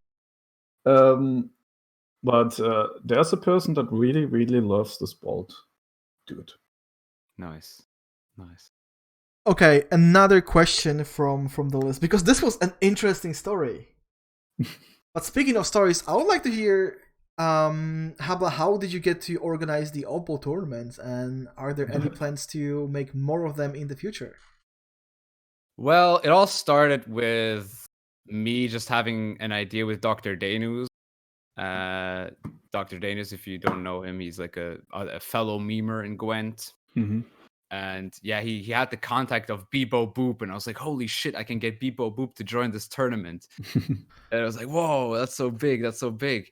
And then we did the first one, and that was like a 35 card deck requirement. We also had, and then we added Baby Joseph, and Baby Joseph became a bigger part of the whole thing as well. And yeah, then and then my channel kind of got bigger, and I got to I could ask more people. The second one had Bushbook, Ace of Plays, Sealy as well. And yeah, and then I wanted, and for the next one I might try and get like Trinet and McBearded, hopefully. That's the main goal for the next one. But I have no idea as to what rules I want to make. I've already put some suggestions in there, but none of them have been interesting to the other people. I mean, like Baby Joe's is the other like organizer of this thing. But yeah, you could definitely expect more oddball tournaments to come. It's just I want to have a good like concept to actually, because the Gold Rush one was a pretty decent concept. It was that was a very funny one. That was great, the idea. I liked it a lot. Yeah, and yeah, I also had a lot of fun editing, but like editing them is also a very Spyro. Yeah, we had Spyro as well for the Gold Rush one. But yeah, I have like a dream lineup of people I want for this tournament. But yeah, it's obviously very hard to organize these things, as you do kind of need all of them to be available at a certain time. And yeah, I mean, yeah, that's pretty much the biggest challenge. And also it's a big challenge to come up with a good idea for it. And yeah, that's really all there is to the oddball tournament. But yeah, I mean, it's really just about the idea. You need a really good concept, and that's all there is, really.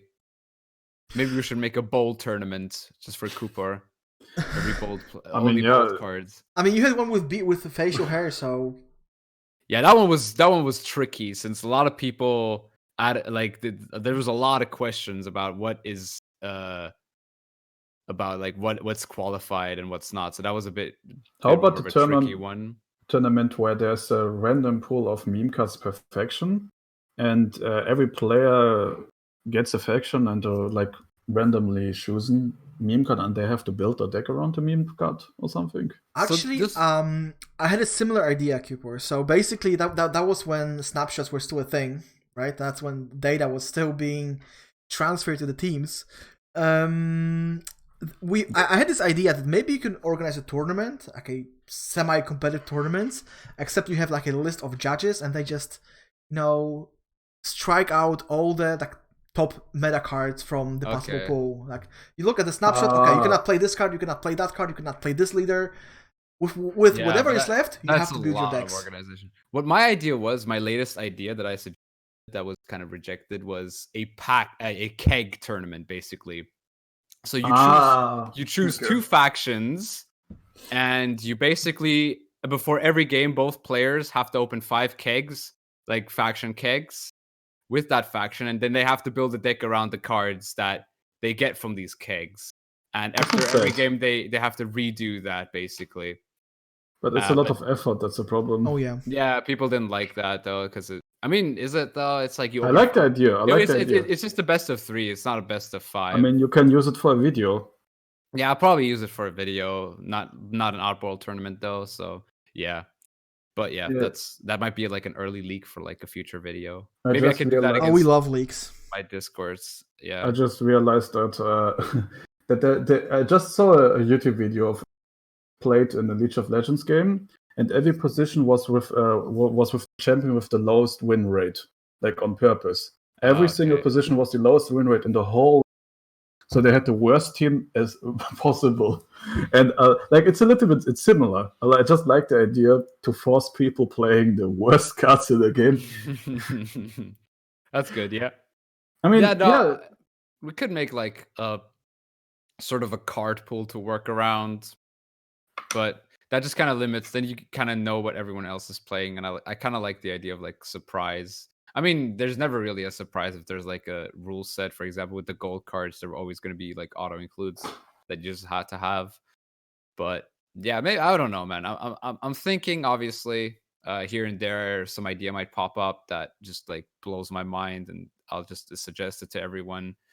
But yeah, for now there won't be any probably this month because I just have no good idea yet. But maybe in the future, because now I kind of want to focus on my own channel as well, and because these tournaments do take quite a while to organize and edit as well, so that takes me away from streaming, and I kind of want to stream in YouTube right now. So yeah, maybe in the future though. So keep your eyes and ears open.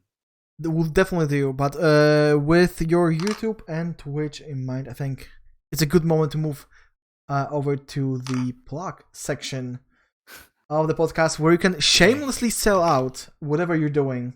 So I'm gonna start with Qupor. Qupor, where can our viewers find you if they feel the inner need to do so? I mean, they can find my stupid comments everywhere. No. Just Twitter, Qupor, pretty simple. Just the name you see there, written with a zero. So I'm instead of O, there's a zero. So Qupor on the Twitter, and just the Palmering Club. I mean, the good thing about Palmering Club is if you Google it, it's going to be the first, because who the fuck has a Palmering Club and Googles this word?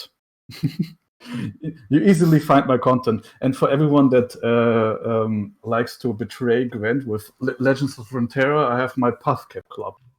It's exactly the same word block with pictures of Timo, and the articles are also really bad.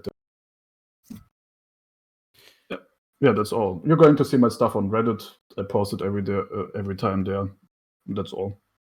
All right, so you can find my stuff if you like spicy memes, if you like some weird deck building, some good editing. If you're a fan of like montage, like Gwent music montages, if you're a fan of that, make sure to check out my YouTube channel. It's called Misterhabbla1. You literally have to search for Mr. H, and it'll be the first thing that comes up.